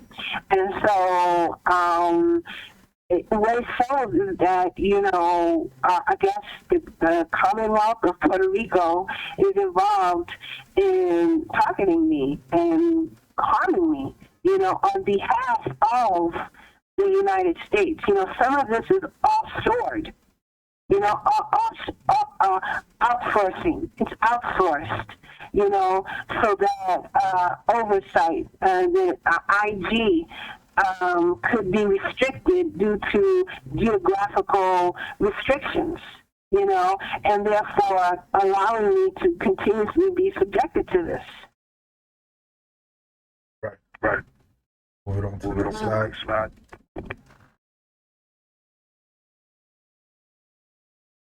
Okay. So here we have. This is a courtesy notification from the filing list. Please click the link below to retrieve the submitted document. Filing details. Case number CSA-REG-2457-2019. Case style.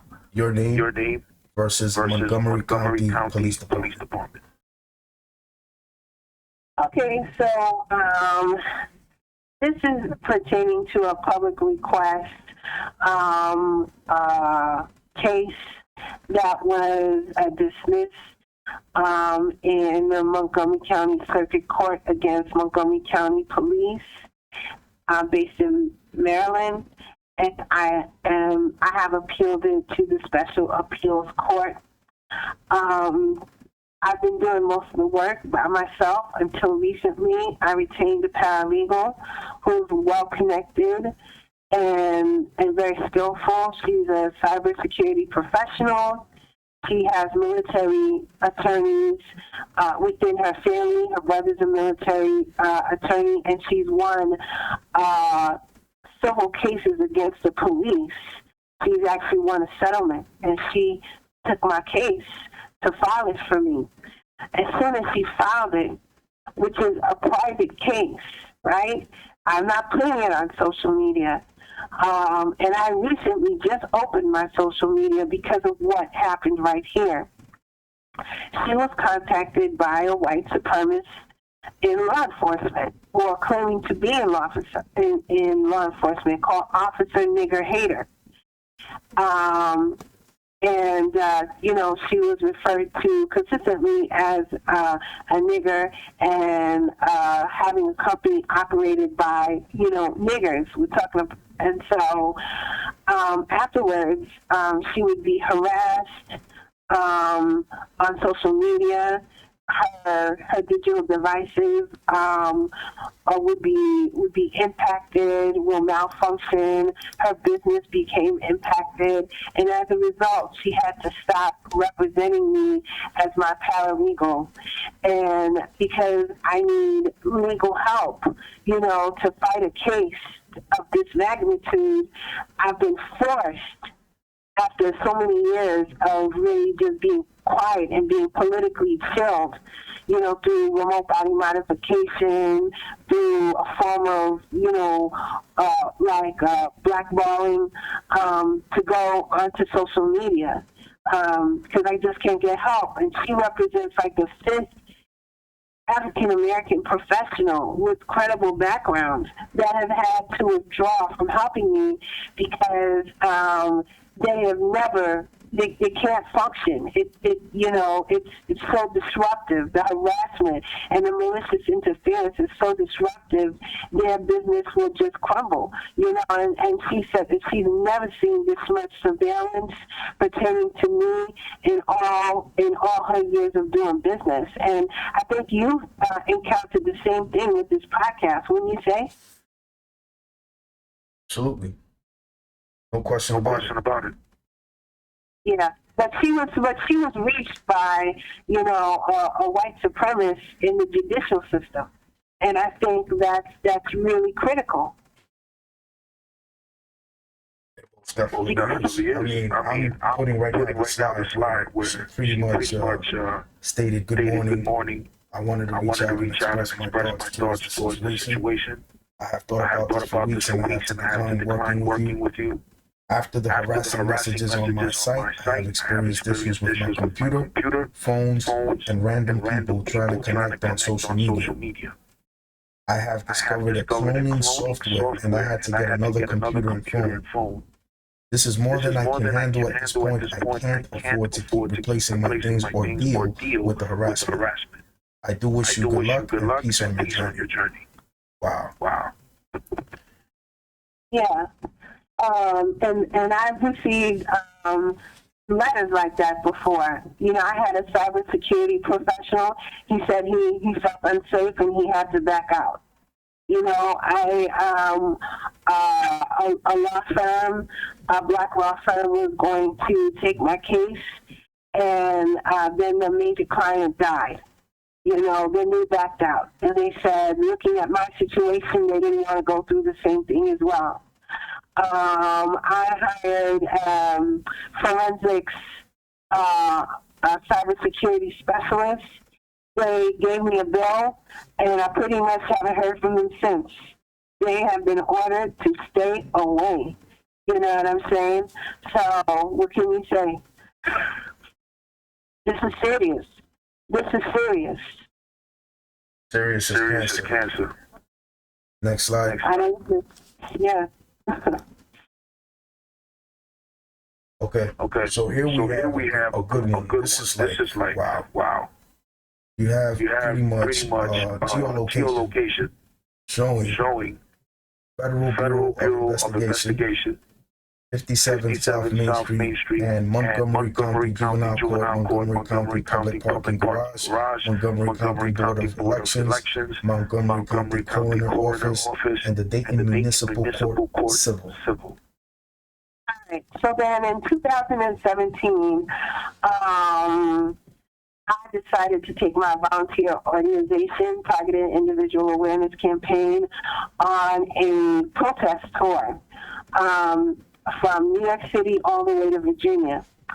And we were politically chilled due to some of the same reasons that the paralegal spoke about. Malicious interference, harassment, obstacles at work, and it affecting everything. And so as a result, I had to close my organization, shut down social media, close my website, just shut everything down. So, I could just have a meal, have $1 in my hand. And my family was being impacted as well. All my immediate family dealing with me were telling me, stop, they can't take it. My family members got into staged accidents. They were hospitalized, so I put a stop. And it's only by an emergency that I'm talking to you, because I to protect myself and safety, I've kept quiet. But I filed a public records request, and with the county that I was engaging with to, supervise this protest. And I found out some damaging things that I was researched by Joint Terrorism Task Force, that the Joint Terrorism Task Force personnel colleagues reached out to a defense contractor to keep tabs on me, and that private detectives ran reports on me from terrorist units, and so I wanted to get more information, and the agency used an authority to say that they had to protect national security or police investigative techniques to keep me from having the information. And since pursuing this lawsuit, I've been targeted very severely, and those helping me have been targeted. And on early January, early in the morning, my phone heated up to extraordinary levels. It's as if the phone was on top of a heated gas stove. That's how hot my phone was.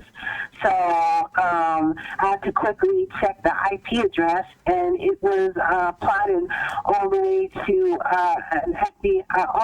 the city block area of the FBI office in Dayton, Ohio.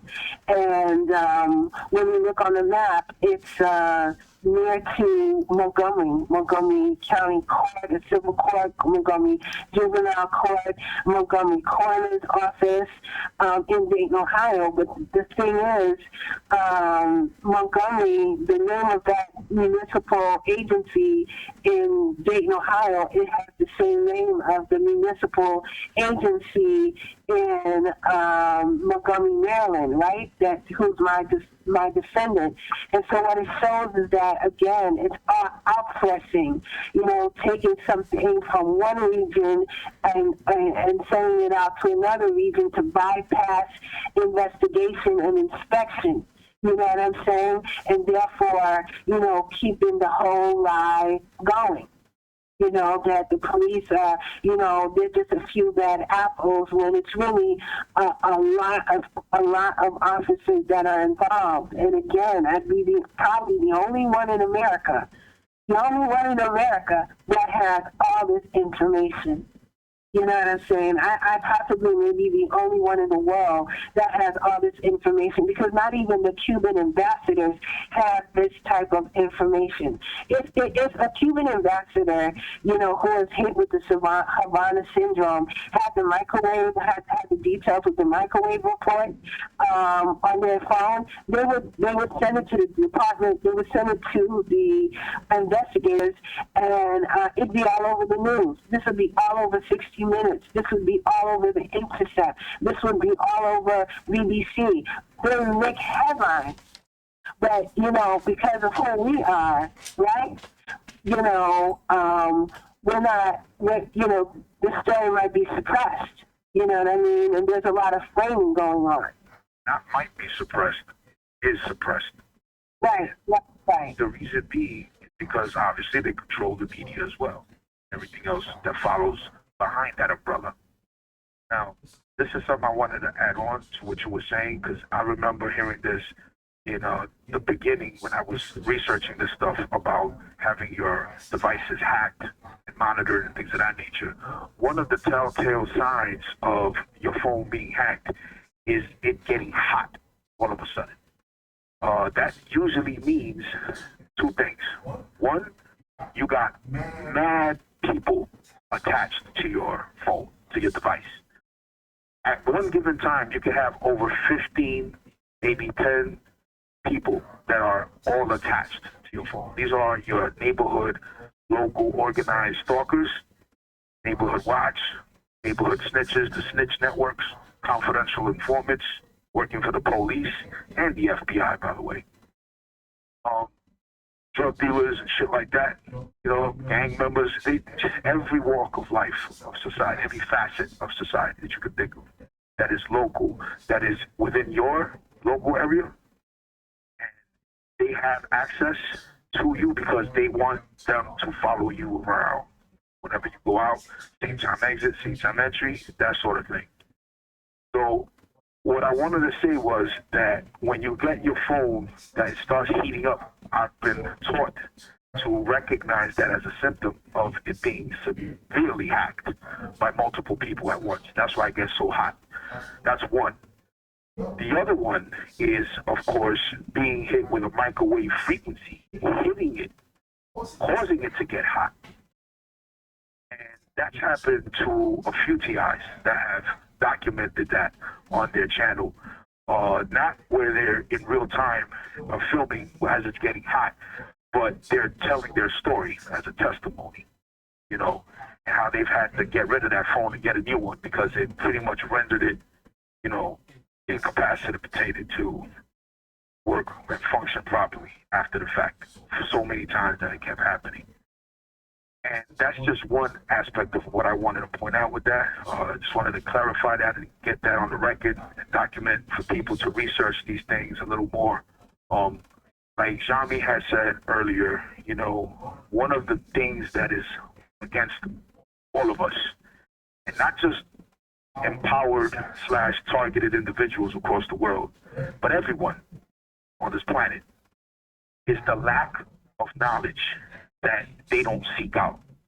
Not to say that there isn't available, because everyone has a pocket-sized computer nowadays that fits in their pocket, where they have information at their fingertips in no fucking time.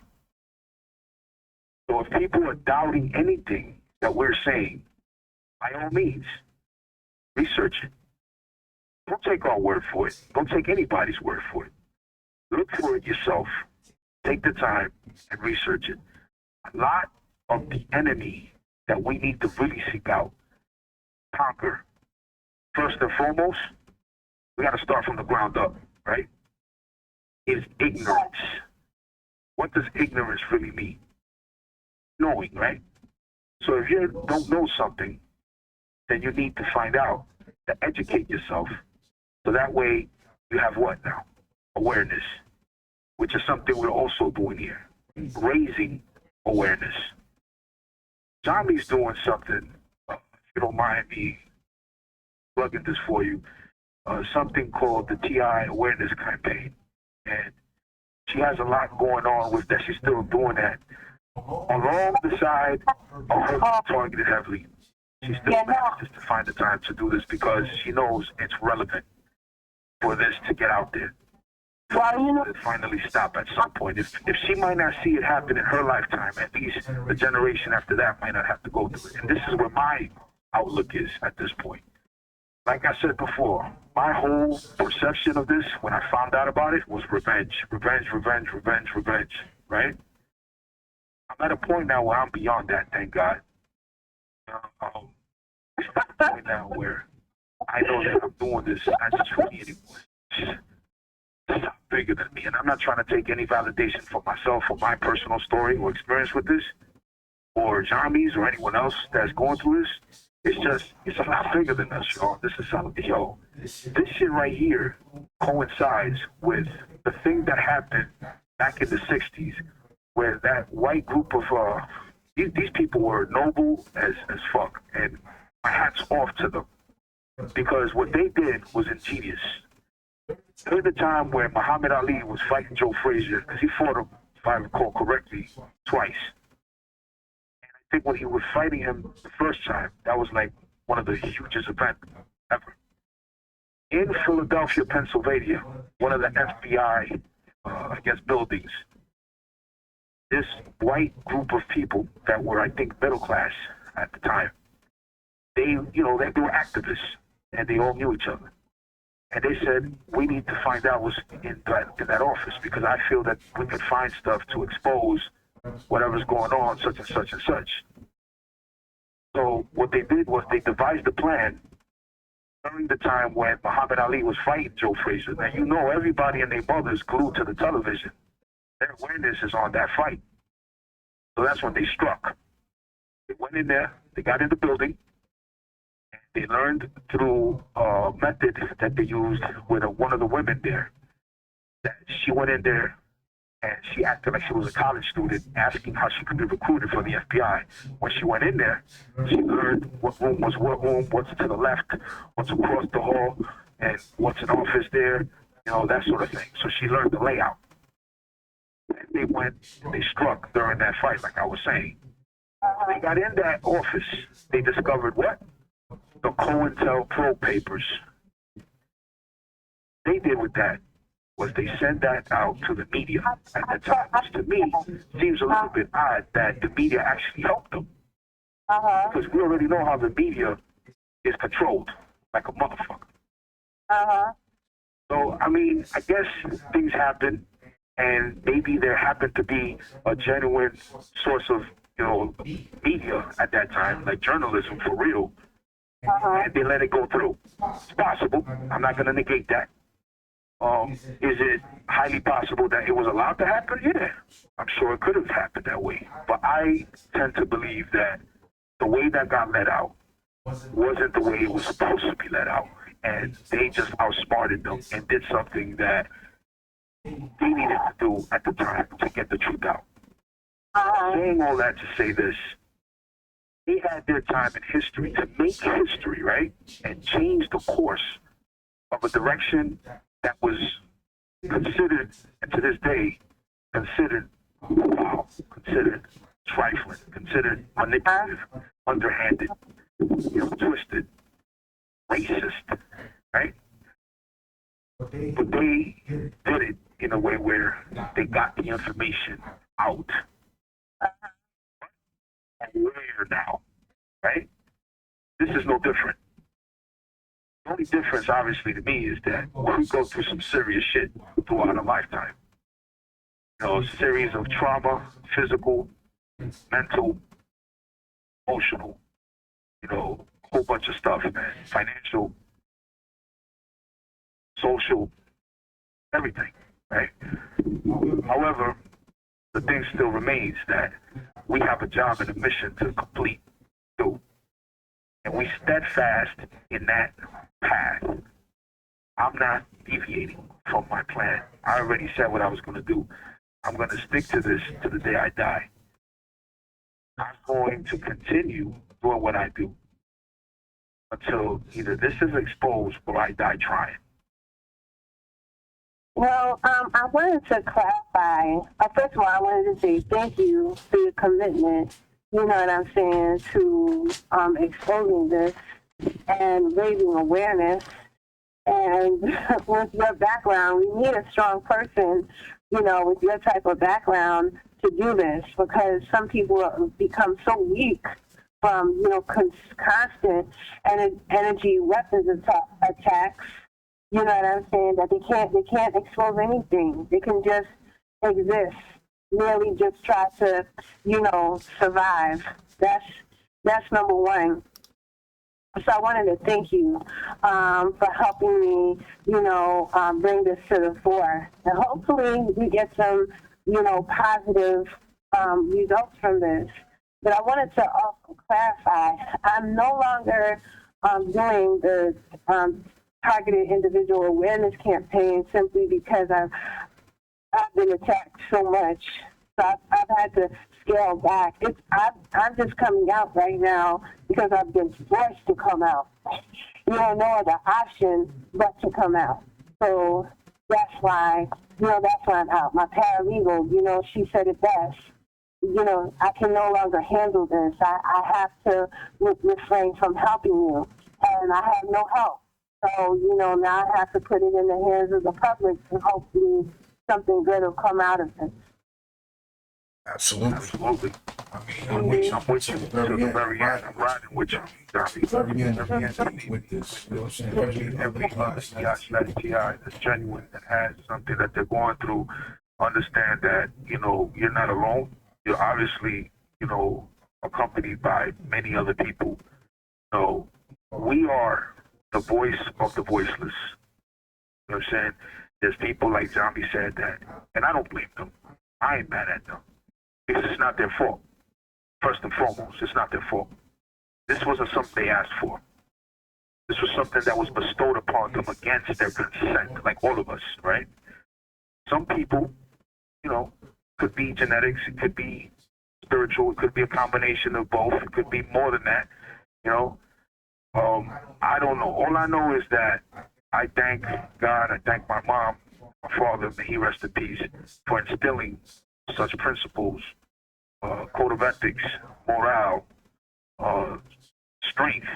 Only a father could teach his son how to be a man. Saying a woman can't do that. Not to take anything away from a woman, because a woman is what brought us to this planet.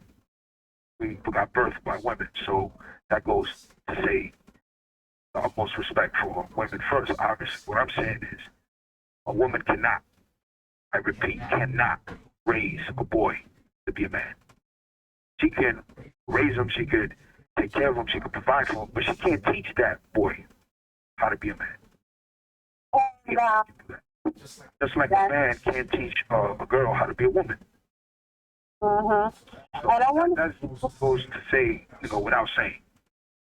I don't want to get off, you know, topic and go off on a tantrum. You know what I'm saying? Pardon me for that, but I just felt the need to express myself right there with that.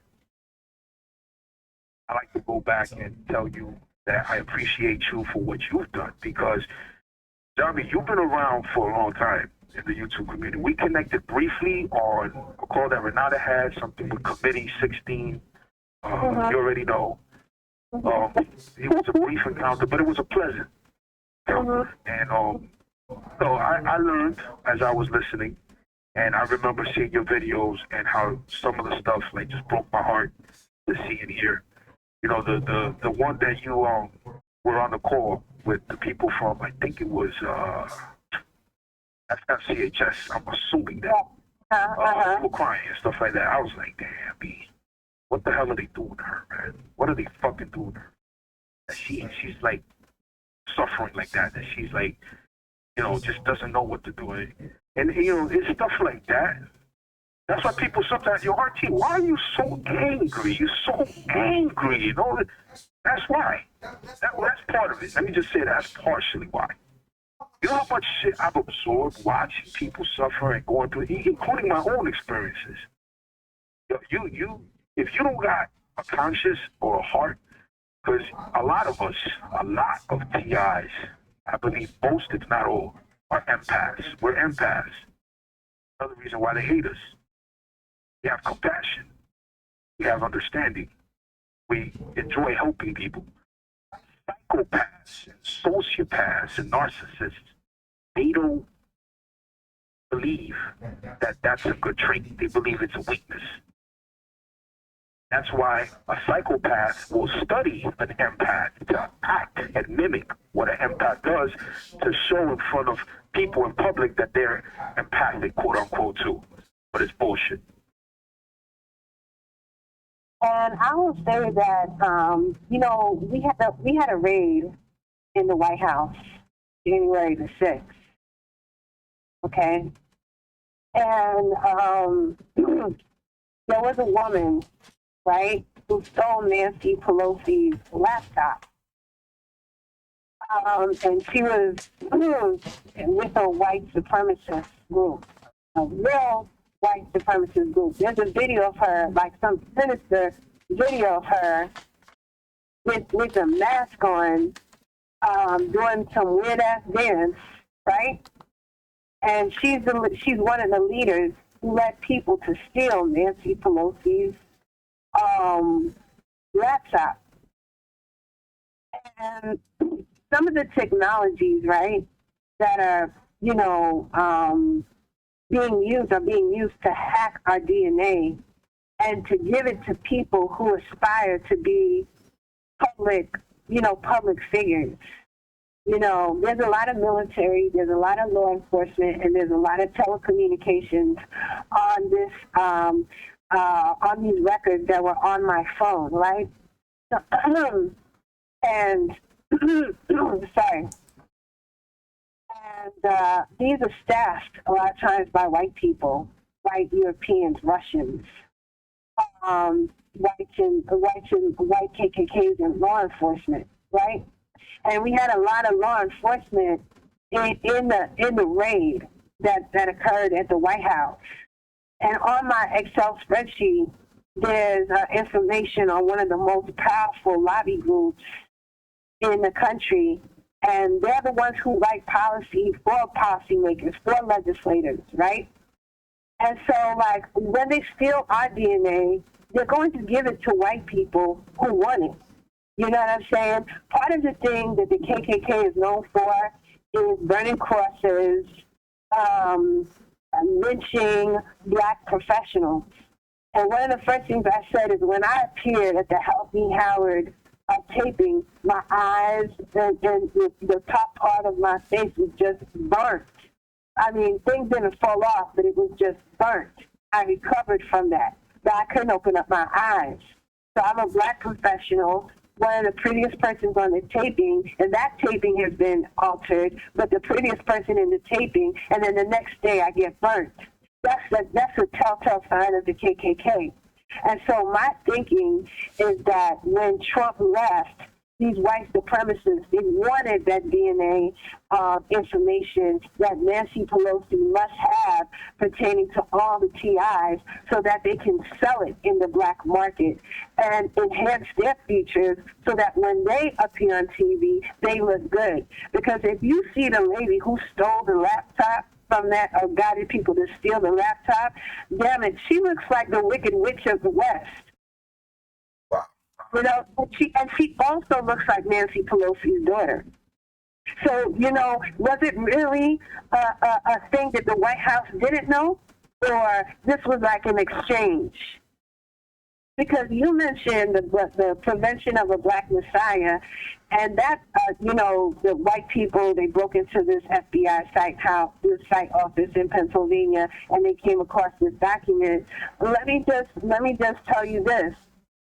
On the document, it says that the government needs to treat certain black people with deference. The ones who are, Christians, non-confrontational, the respectable black community, they need to treat them right and target those Malcolm X type of black people to neutralize them.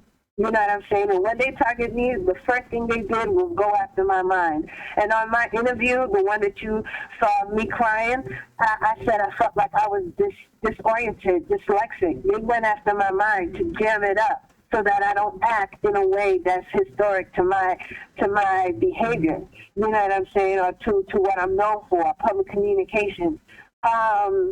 So, you know, there's a lot, like this is deep state, this is undercover, you know, and if you have on all my records, you know, code names to my phone, you know, on an Excel spreadsheet, they actually have presidents of companies on the phone, powerful lobby groups that have to deal with Nancy Pelosi. Then we're talking about people using their office to bypass regular checks and balances, to offshore, outsource this private information to different parts of the country, different countries themselves, so that white people can continue the crime of torturing blacks, but now they can use their phone, you know, and get away with it. And they and to make sure that they're not singled out for torturing us, they share the technology with favorite blacks, and, you know, the goon folks, you know, or even some popular folks.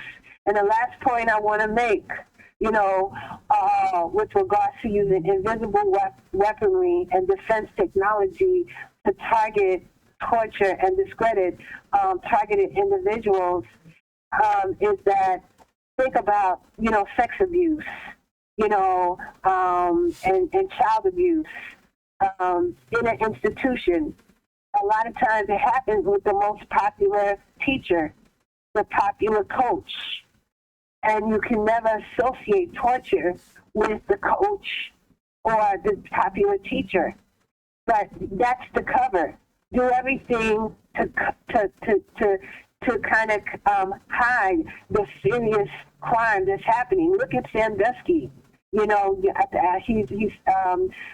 was this coach, I think, in 2012 or 13, who was very popular with UPenn, I think, or maybe the state Pennsylvania. He was a popular coach. Yeah, everybody loved him. He had to do all the right things, do community outreach, and under that veil, you know, rape boys in the bathroom and molest them. Okay? So it's just like with Biden. You know, Biden does the thing right in front of everybody. Yes, Joe Biden. You know, he does it right in front of you and smiles and write policies and sign off on Juneteenth. Yet at the same time, he's using defense contractors north of Rutland to fucking target me and make me look like a slave. I got slave feet now. I got lashes all around my wrist as if I got shackles on my wrist. I got law enforcement technology that's like ankle bracelets, but it's using defense technology. You know what I'm saying? On my ankles. You know, he can sign off on Juneteenth. And he has all the coveted, the allowed black persons, you know, to come up on TV. Meanwhile, you see my picture, I'm looking like an ape. I'm looking like an ape. And even the pictures that look better, those are photoshopped so that it don't show how good I looked. Close to, you know, I was like 38 at the time. You know what I'm saying? 38. And you can't tell that, but the picture's been photoshopped. You know what I'm saying? This is Biden. This is Kamala Harris. They smile. They talk nice. They wear suits. But at the end of the day, they're pedophiles. They're signing off on the Department of Defense Technology to target us. You can't dismiss what I say. You can't dismiss what I say, because I bet you this. If the Cuban ambassadors came up with the same documents that I have that show the microwave room, right? The TARU, Tactical Assistance Response Unit. If they had that in their hand, it'd be all over 60 Minutes. It'd be all over the New York Times. It would be all over BBC News. It would be all over PBS NewsHour. But we're held back because this one is with the Nation of Islam. This one was the Black Separatists. This one makes goon music. This one, you know, it looks like a Malcolm X in the making. You know, that's all I have to say, and I want to thank you for giving me the platform. You know what I'm saying? I just want to say that.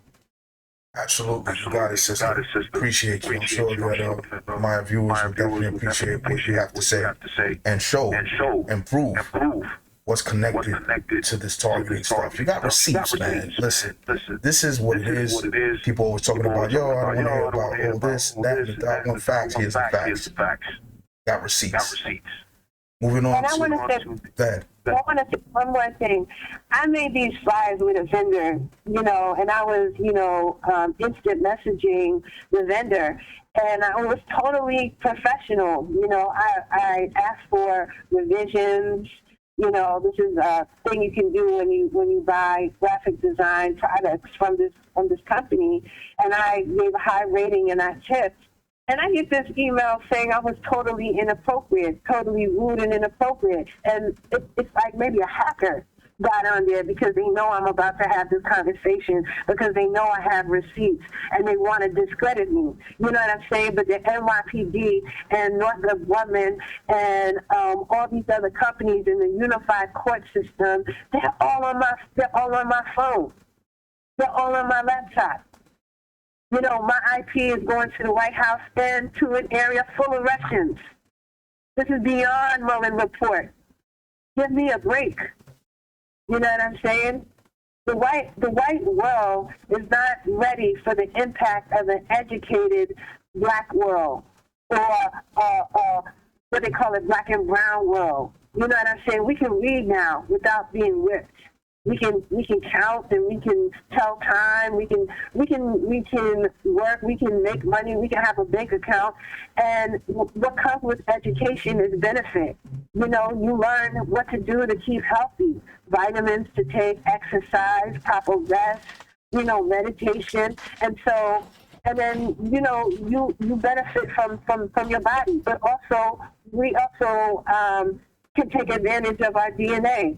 You know, they're not ready for that. It's only been 52 years since we actually became citizens. Prior to that, 450 years of enslavement. Whites not ready for social parity. You know, economic education, educational parity. They don't want that.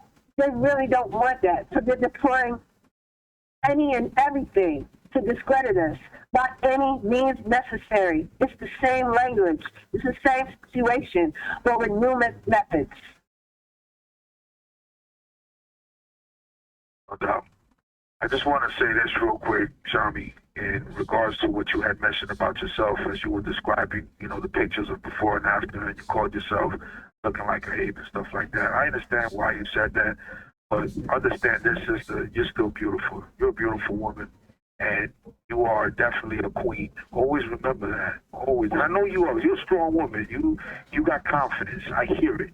And it comes off in certain things, the way you talk and the way you say certain things. There's a certain aura that you have. Always hold on to that and muster up from that energy that you have within you, deep inside, that they're trying to blow out like a candle. Don't allow them to blow that shit out. They say you're a queen. Always remember that. You know what I'm saying? I'm making sure that you hear that, because sometimes we need to hear that from people that, you know, respect us and care about us and things of that nature. Because regardless of the fact that you know that already, sometimes you gotta hear it and have it register at the right time, at the right moment. You know what I'm saying?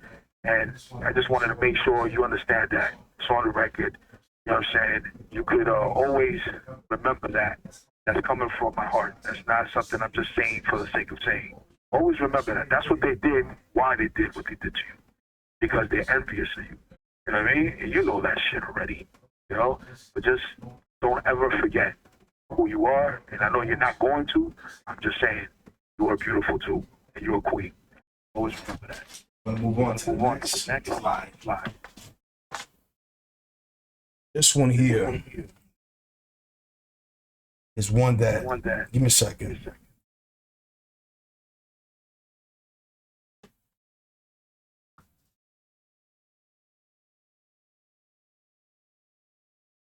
Okay, so my communications, I would say that I noticed since last October have been going to the U.S. Department of Justice located at 86 chambers. Sometimes it goes to 88 chambers, 86 chambers, 85 chambers. But either way, it's really too close to call to say that, you know, it's not, you know, that the U.S. DOJ is not, you know, surveilling me. So the U.S. Department of Justice has jurisdiction over the FBI if there's like a warrant that needs to be approved for targeting purposes, the DOJ would approve it. So, and at the same time that my IP gets plotted to the U.S. DOJ, gets plotted to City Hall, and it's also gotten plotted to my doctor's office that deals with chiropractic care. My IP has also gone to Jewish organizations, Jewish cultural centers.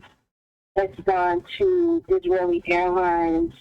It's gone to the World Trade Center. It's gone to Port Authority, New Jersey, New York Port Authority. And it's also gone, well, I should say there's gone to Penn Station. But on the Excel spreadsheet, it's gone to New Jersey Port Authority and several Jewish organizations. And I mentioned that, you know, I'm a former member of the Nation of Islam, and for the majority of Jews do not like the Farrakhan, you know, who is the current leader of the Nation of Islam. So, you know, I thought that was really important to mention, because I do have a child, and I know my child gave a public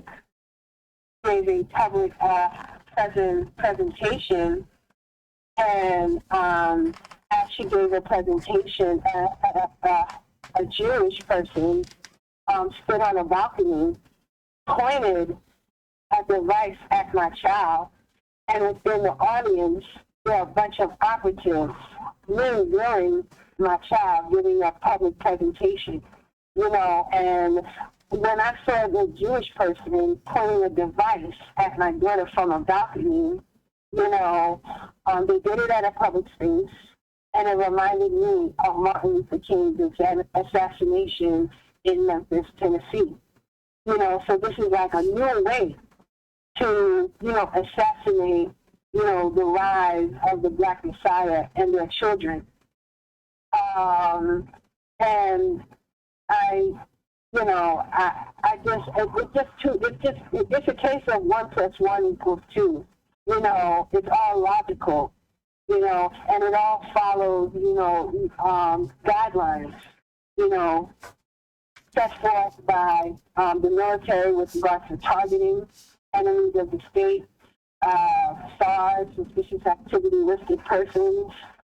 It all follows the guidelines. So, you know, I'm prevailing, you know, in proving that I'm a targeted individual. Do I want to waste my time proving I'm a targeted individual? No, I wanna live my life, you know. But just like you, I'm not letting this go, because I wasn't born, you know what I'm saying, to be re-enslaved.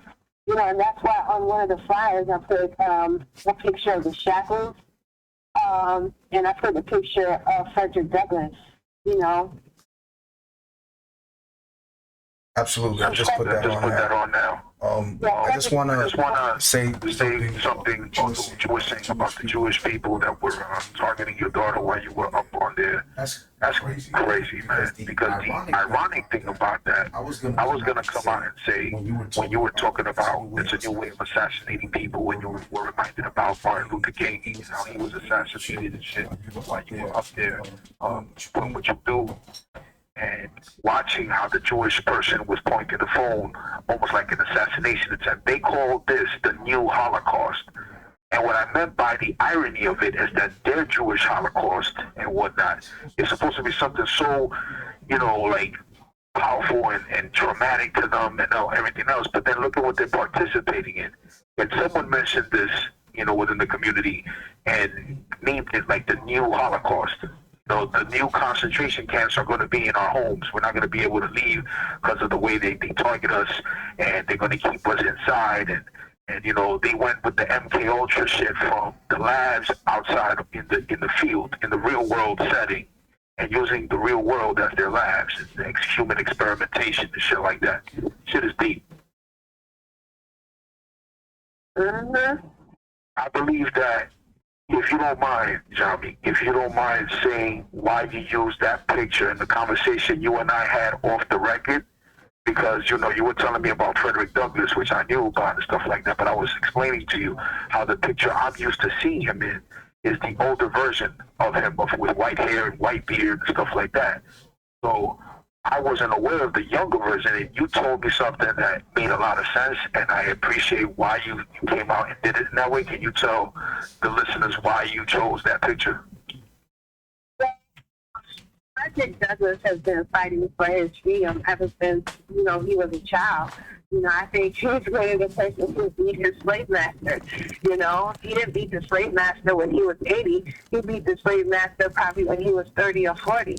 So, you know what I'm saying? And that's not the story that the government wants to tell you. They like to whitewash everything, you know, and you know, this technology is really about whitewashing a situation. You know, whitewashing individuals, behavior modifications, and it's just a tactic that the white supremacists use to control the narrative of history, or to control a historical narrative. Absolutely. At this point, what I'm going to do is I'm going to go over to the final clips. Give me a second. 3, 2, 1.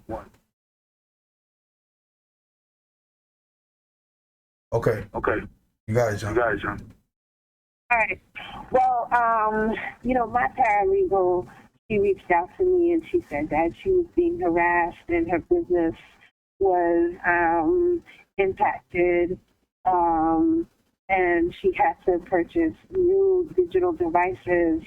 And but before she recused herself from working on my case, what I was going to say, I took a look at some reports, which indicate who came into, you know, one of my shared storage or cloud storage accounts. And what I found is that she was tracked. She was tracked from one state to another state, and it was reflected on the IP addresses that were listed on the report related to my cloud storage account. And so what it shows is that the government takes tremendous steps to block due process, to stop the checks and balances system from working on behalf of the aggrieved person. So she's helping me file a lawsuit, and she needs access to evidence. And as she's accessing evidence, her phone is being cloned by, you know, maybe federal agencies, because it goes from one state to another state. And after watching her examine the evidence and write a legal brief from it, you know, punitive measures are taken to impact her financially, to put her in a cash-strapped position, you know, and some effort to discredit her takes place because she's being harassed on social media to the point where she cannot take it and she has to recuse herself. So that's what that slide is about. You see Texas, you know, they're watching her, you know, do her due diligence, like she's going into the account, researching, you know, evidence that I have to make a case for me, and then it goes to Columbus, and then shortly after, she says, listen, I gotta go. Now, Columbus is in Ohio, and my phone's been, you know, surveyed from Ohio, you know, close to the FBI office. There's a likelihood that she might have been surveyed from the FBI in field office in Columbus, Ohio. You know, 1 and 1 equals 2. Absolutely. Now, at this point, what I'd like to do, Jahme, if you don't mind, is correlate the actual true story that we know of, because we both knew of the story. We both sent each other the video clip from YouTube.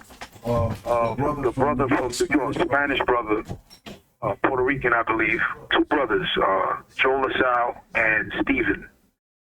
They're both here from New York City. And basically what I'm going to just give you a quick rundown for the listeners to understand who Joe LaSalle is. Joe LaSalle represents an organization that he created alongside his brother after one of his, I believe, younger brothers got killed by through police brutality. So it's a similar connection of a story that, from what I recall back in the days, if anyone watched that show, America's Most Wanted, on Channel 5 with John Walsh, the host, his son got murdered by some sort of serial killer or child killer or something like that. The host of America's Most Wanted, John Walsh. And that's where he became diligent and dedicated his life to capturing criminals and stuff like that. Because of that, some people have that's in the family scientifically through cancer, and they have dedicated their life to becoming doctors to find the cure for cancer because of it affected them that much that they wanted to find a cure for that because they saw their loved ones suffer so much. Now, I'm saying all that to say, Jose LaSalle, his brother got brutally beaten by the police here in New York. So he took offense to that. He's a fighter as well. He decided to stand up and fight back. And his brother Stephen, alongside him, and a small group of what they call cop watchers, which basically go around documenting any police interaction with citizens here in New York that are being stopped by the police, could be a quota that they're trying to fill every month because they have quotas, as we already know, bogus charges, frivolous charges and stuff like that just have to generate arrests. That's how they do in the precinct here. To look good at statistics, it's at the end of the year is what they do. So basically what they do is that, being that was a horrific way for his young brother to end up being hurt and stuff like that, he was really angry behind it, and he decided to create an organization locally in this neighborhood called the Cop Watch. And they went around with their cell phones and their GoPros, and they film and document as many police interactions as they possibly can to make sure that there's no no negative outcomes from the police trying to manipulate the person, trying to let them know, you're right. You don't have to let them do that. You don't have to answer that question. You don't have to allow them to go into your car. You know that, right? Like, they'd be right there filming them. And, being that Jose LaSalle is an activist, I always thought to myself, he's targeted, man, automatically, off the back, just because of that. You know how they do us, dissidents, whistleblowers, people who stand up for what's right, people who fight back, truth tellers, stuff like that. They put you on a list. People who speak their mind, people who are free-minded, free-spirited, that sort of personality is frowned upon by this government. They want a nation of sheep. You know what I mean? And that's the situation. So Jose LaSalle, from what he did, I saw a few clips on YouTube, and I recall watching them where he was basically capturing images and audio footage of the police when he got arrested by them, where they were celebrating in the precinct, and they were like pretty much rubbing it in his face. Oh, we got him, we got a big fish, man. You're a caller, my man. You're fucking what is it? He was transferring communications via their frequency on the walkie-talkie. That's a felony. You're a caller. And they were all like, woo, like yelling and party time. We got him, because they look at him as the enemy. You know what I'm saying? And he knows that shit. But he don't give a fuck. He still stands up for what's right. He still exposes them. And right now, as I'm talking to y'all, the siren's going off in the back. Y'all probably don't hear it, but I do. And I don't give a fuck, because I'm going to continue doing what I'm doing. I ain't scared of you motherfuckers. Anyway, so Jose LaSalle and his brother Stephen were doing this to expose any corruption that they can find while they're out there patrolling the streets and they see any police interaction with civilians. As far as them stopping them on a vehicle, and they're out there, in transit as well in the subway system. stuff like that. So Jose LaSalle ended up capturing damning audio footage of these officers doing all the celebration and trying to pin a felony charge on him. Now, this is the reason why I'm bringing this up and why I feel Jahme had sent me that video that I also sent her. It's bugged out because I guess great minds think alike, because we both thought of the same thing to send to each other, and little do we both know is like we both sent each other the same fucking video. That's bugged out. But anyway, the point of that video was to show how Jose LaSalle had an app called LOCKWATCH. And basically what this app does is it automatically captures the image of the person who's trying to break into your phone to, bypass the password and get into your phone to steal information, delete information, shit like that. Take the SD card out and all that shit, the memory card. It'll take a picture of the person, right? And then it'll stand by and record audio for 10 seconds. Now, this stuff doesn't always work. Sometimes they're able to bypass that shit. They are police, so, they take, I guess, pre-measures and shit like that to try to nullify that, I'm assuming. But in one case, he may have not gotten them with 2 phones, but one phone caught the audio. And when that happened, they were done.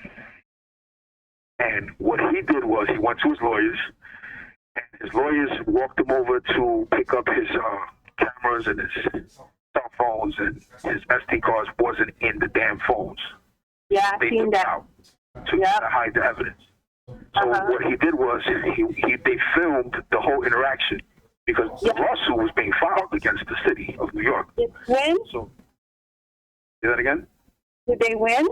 I don't remember, Jahme. I'm assuming that the victory was exposing the NYPD because it came out in the Daily News where he was with a bullhorn and he was playing the audio footage that he caught on the bullhorn so people could hear what the cops were saying in the precinct. It came out in the Daily News. The lawyer was behind them. There were members of Cop Watch behind them in that YouTube video that, got a lot of views. Did they win? I'm assuming that they got something out of there. Assuming. Because it's not even on the YouTube. They must have had an out of court settlement. Okay. That's what I think. Because it's like clearly the police on tort, they're liable. He had SD cards in a camera and it's not there, and the GoPro is missing. He has to have one, I hope. Right, no, I agree. I guess, we got to look into that, do a little research on that to find out. I agree with you, though. So I'm bringing all that up with Jose LaSalle and that situation and why Jahme sent me that video, too, that I sent her. Because the LOCKWATCH app is similar to what Jahme had in her particular phone, but it wasn't that she had the LOCKWATCH app. I'm just using it, for lack of a better example, and as a comparison to show proof of how people can use these technologies to prove, look, these people were in my phone. These people were hacked onto there. Look, visual proofs, time-stamped with the name of the organization, the address, the longitude and the latitude, the coordinates, you know what I'm saying? And everything. I mean, come on, man. You don't get more receipts than nowadays with technology. I'll tell you that much. So I'm saying all of that to prove how Jahme's whole scenario with her phone that she didn't even know had that ability through a third-party app that must have been connected, that was hacked onto her phone, which was cloned, that they didn't even think things through all the way. They didn't think things through to the point where they left themselves open to be tracked themselves. I mean, take the floor and say the final words, because I think this is something this is your story, and I want you to finish it off with an exclamation point. Got the floor. All right, well, Auntie, we just participated in a historic podcast. This is, I think, the first and only time in the world targeted individual from the civilian population has produced this level of receipts showing surveillance by NYPD's police headquarters, showing showing receipts of the microwave room, the tar room, the U.S. DOJ, the FBI, Puerto Rico, white hate groups, Officer Nigger Hater, showing a dysfunction of checks and balances, showing how all of the surveillance impacts checks and balances. A paralegal who wants to help me achieve justice has to back up because she is persistently pursued by white hate groups and law enforcement, holding her back from applying her expertise in the law to help me prevail within the judicial system. All of this shows that, we may have won the legal battle on paper with regards to civil rights in 1968, but the application, of everybody being able to, pursue happiness is not fully cleared. Some of us can and some of us can't. And those who can't find themselves enslaved by microwave technology, by the Department of Defense technology. And if we don't do something, society will change as a whole. It'll be altered. It'll be a Photoshop society, where, white supremacists in government can, whitewash an image. And we'll get partial truth. So, RT, you play a pivotal role, you know what I'm saying, in discussing what 60 Minutes won't give us an opportunity to. Your platform is crucially vital at this point, and like I said, it's historic. If the Cuban ambassadors had any bit of what I had, they would have sued the bejesus out of the government. If they had a document on their phone and laptop that said microwave room. If they had information of Department of Defense and White House, they would have been on the front page of the New York Times for a whole year. You know what I'm saying? If they had that, but we have it, and we're discussing it this evening. So you are, a champion. You are leading the charge in the fight to raise awareness about the plight and experiences of targeted individuals who are subjected to illegal human experimentation for purposes that, offend the basis of the U.S. Constitution.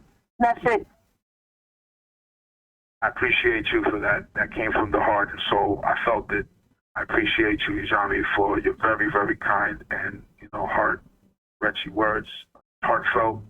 But I definitely have to put out there, because I'm not alone in this struggle, the members of the squad, which is namely, first and foremost, Nigel Nicholson, who put me up on the psychological operations of this program. Hands down, the best information on the internet regarding that.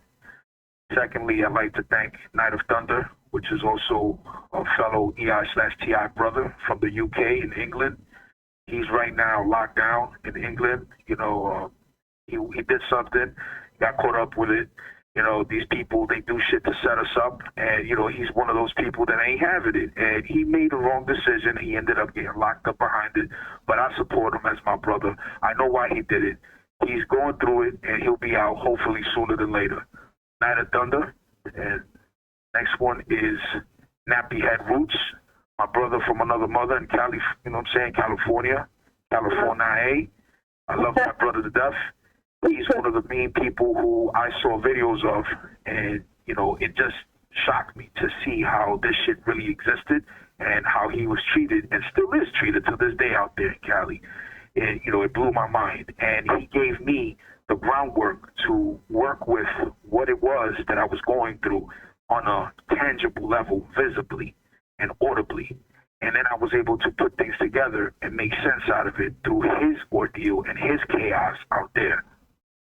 Shout out to Nappy. Shout out to Nigel Nicholson. Shout out to Night of Thunder. And shout out to Saroja in India. Shout out to Baski in India. Shout out to Battle Angel in Texas.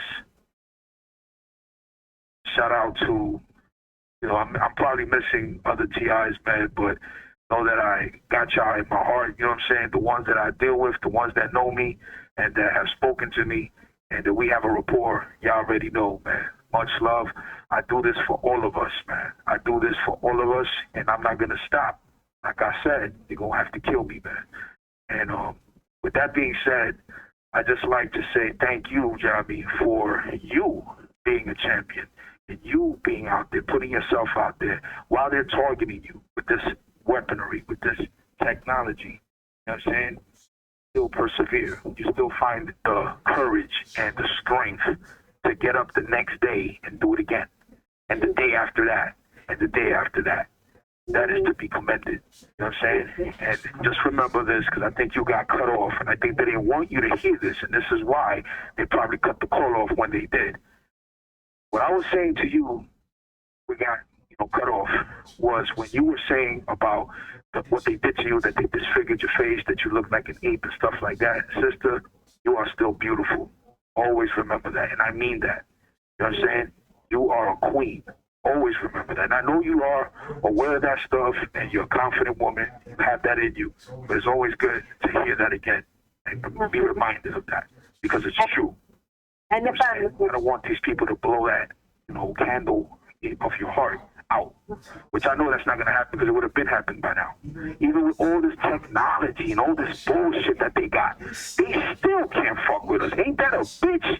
Ain't that a bitch how y'all still using all this shit, all this remote neural monitoring, all this technology, all this directed energy weapons, this microwave frequencies, but you still can't take us down. That's like a slap in the face. Our existence, that we're still here, is like a slap in the face to you bitch-ass niggas, man.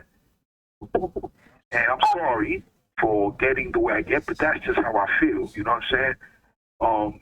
I take back, feeling that, because there's people that get offended and stuff like that. I use that word all the time as a kid, and not to say that that's right or wrong or what have you.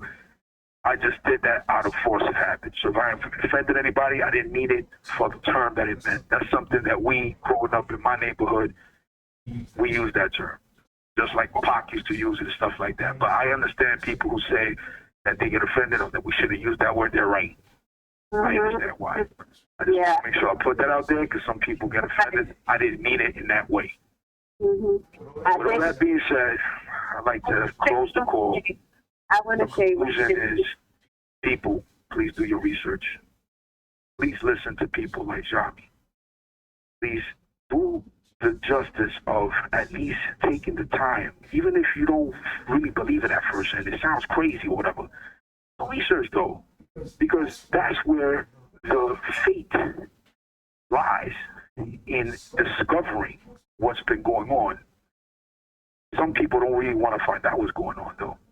They rather stay in their bubble. They want to play with their iPhones and their iPads and their nice, comfortable lifestyles. They want to be in that bubble. Neil Nicholson, shout out to him, Nigel Nicholson's twin brother. He said to me, yeah, but RT, if that's what they choose to do, they got a right to do that. Yeah, they do. I agree with him on that. But that doesn't make it something right, because people who multiply on that level just creates more ignorance as opposed to awareness. That's my opinion. That's my perception. With that being said, I'd like to close the call again and thank Jahme for, producing this information that without her could not have been made public or possible. Jahme, if you have any last words to close the call, you have the floor. I like to say rest in peace to the targeted individuals who died and didn't get the proper recognition. I'd like to say rest in peace to Elvira Williams, a TI and former Black activist and human rights activist from Florida. in the Bronx. I'd like to say rest in peace to Vicky from Cleveland, Ohio, who was targeted out of her home, her property, and made to be homeless. Her family just kind of left her in a morgue and never claimed her. She died by herself in September 2022 or 23. I'd like to say rest in peace to the Chaos Breed Love Ewing, an amazing TI from Texas who died alone in Buffalo. He raised awareness about, how elected officials and the elite human trafficked children and women as well as targeted individuals to, feed their egos and abuse their privileges. I'd like to say rest in peace to one of my biometrics witness, Justice Shira Abdul-Salam. She was the first Black, I think, I would say former Nation of Islam appellate judge who died suspiciously. I'd like to say rest in peace to Michael Jackson. Yesterday was an anniversary of his death. And I'd like to say that, may Almighty God Allah give me the strength to see this through for my family. I like to thank my child. She's a torchlight and a source of inspiration, very talented and beautiful person. And I'd like to say rest in peace to RT's father, who is a guardian angel in his life now, and a parent, to RT, who worked very hard to keep him on the straight and narrow path. And I'd like to thank all the supporters supporting RT, his employer who employs him, his squad. Thank you to everybody, and I personally have watched what's his name on Nappy Headed Roots, and I think his interactions in California are very interesting. But I think one of his most popular YouTube channels is where someone disclosed to him that that City Hall tried to recruit him to target others with in-kind services like gift cards and to keep things hush. So at any rate, I guess I just want to say thank you for being the champion that you are, for working so hard from the beginning to the end with regards to this podcast. When you found out about the microwave room, you created the soundtrack. You put the slides up there before we even interviewed.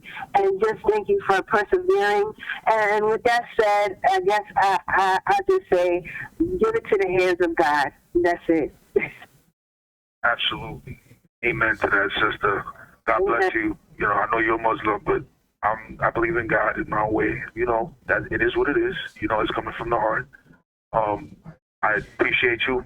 And at this point, what we're going to do is shut the call down. I hope that people found this podcast highly informative and highly educating, because that was the purpose of it in the first place. Also to expose, obviously, these criminals in these networks that are international. But obviously for us, it's regional. But it is what it is. We're going to continue pushing forward no matter what. Jahme, I bid you a good night, and I hope you sleep well. Even under the current circumstances that you're under, you find solace and peace in your sleep at least, so you can wake up tomorrow refreshed and doing what you got to do. I don't want to say too much because it's recording right now. So what I'm going to do is I'm going to shut the call down, and I'm going to talk to you privately for a few minutes about the topic we were discussing earlier, because I want to do that ASAP before I forget. You'll know what I'm talking about once I shut the call on and I tell you. Okay? All right. So with that being said, this has been Jahme, a.k.a. MyRosaParksMoment, which is her YouTube channel. Look her up, y'all. There's a lot of information there. And RTTI in New York City. Signing out.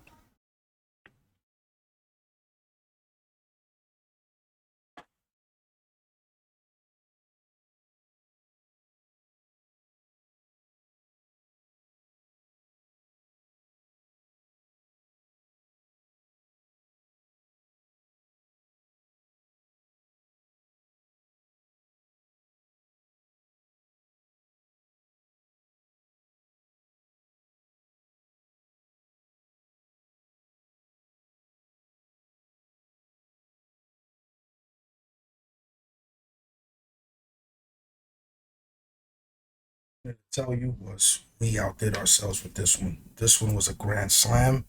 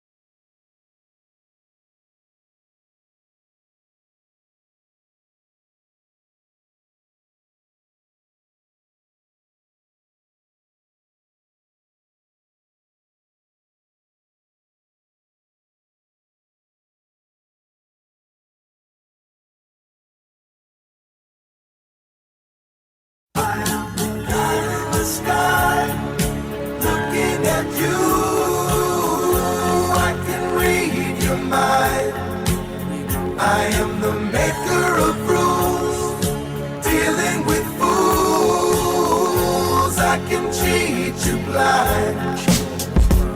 Yeah, my truth is the Ark of the Covenant buried in Ethiopia. Watch who you fucking with, a Minneapolis Somalian. When I go home, the world I used to know is gone, and now I live on my own. For what shall it profit a rapper with creative control to sign a deal with the devil and lose his soul? My stillborn first expression is cold, like the faces of slave masters on the paper I fold. Subliminal racial supremacy choking me quick, like the bedtime stories of Joseph Smith. Lynch mob gunning for me, trying to murder my seeds. So shorty put him in the Nile in a basket of reeds, and now I stare into the future with a spiritual flashlight, wondering who the fuck was me in the past life. Bad diet, fuck raw, die young, fast life, same as a crash flight that took off when the music died on your last night. Tell them the truth and they call you a traitor. Talk to them honestly and they call you a hater. Losing my composure cause the message is urgent. Talking reckless, drunk on the mic like Larry Merchant. Cursing at the serpent, Sumerian demons who brush their wings against the air that I'm breathing. A heathen with nothing left to believe in, even a reason for living. That was forgiven by God and not religion. Envision Jesus risen from the dead like Horus in the Baptist church, shaking off the rigor mortis. The border should be illegal instead of the people that were here before the Bible and all of its sequels. I speak to the detached and unrealistic that were born normal but turned socially autistic. We resisted Homeland Security's mission because I know what they really envision. I am the eye in the sky, looking at you.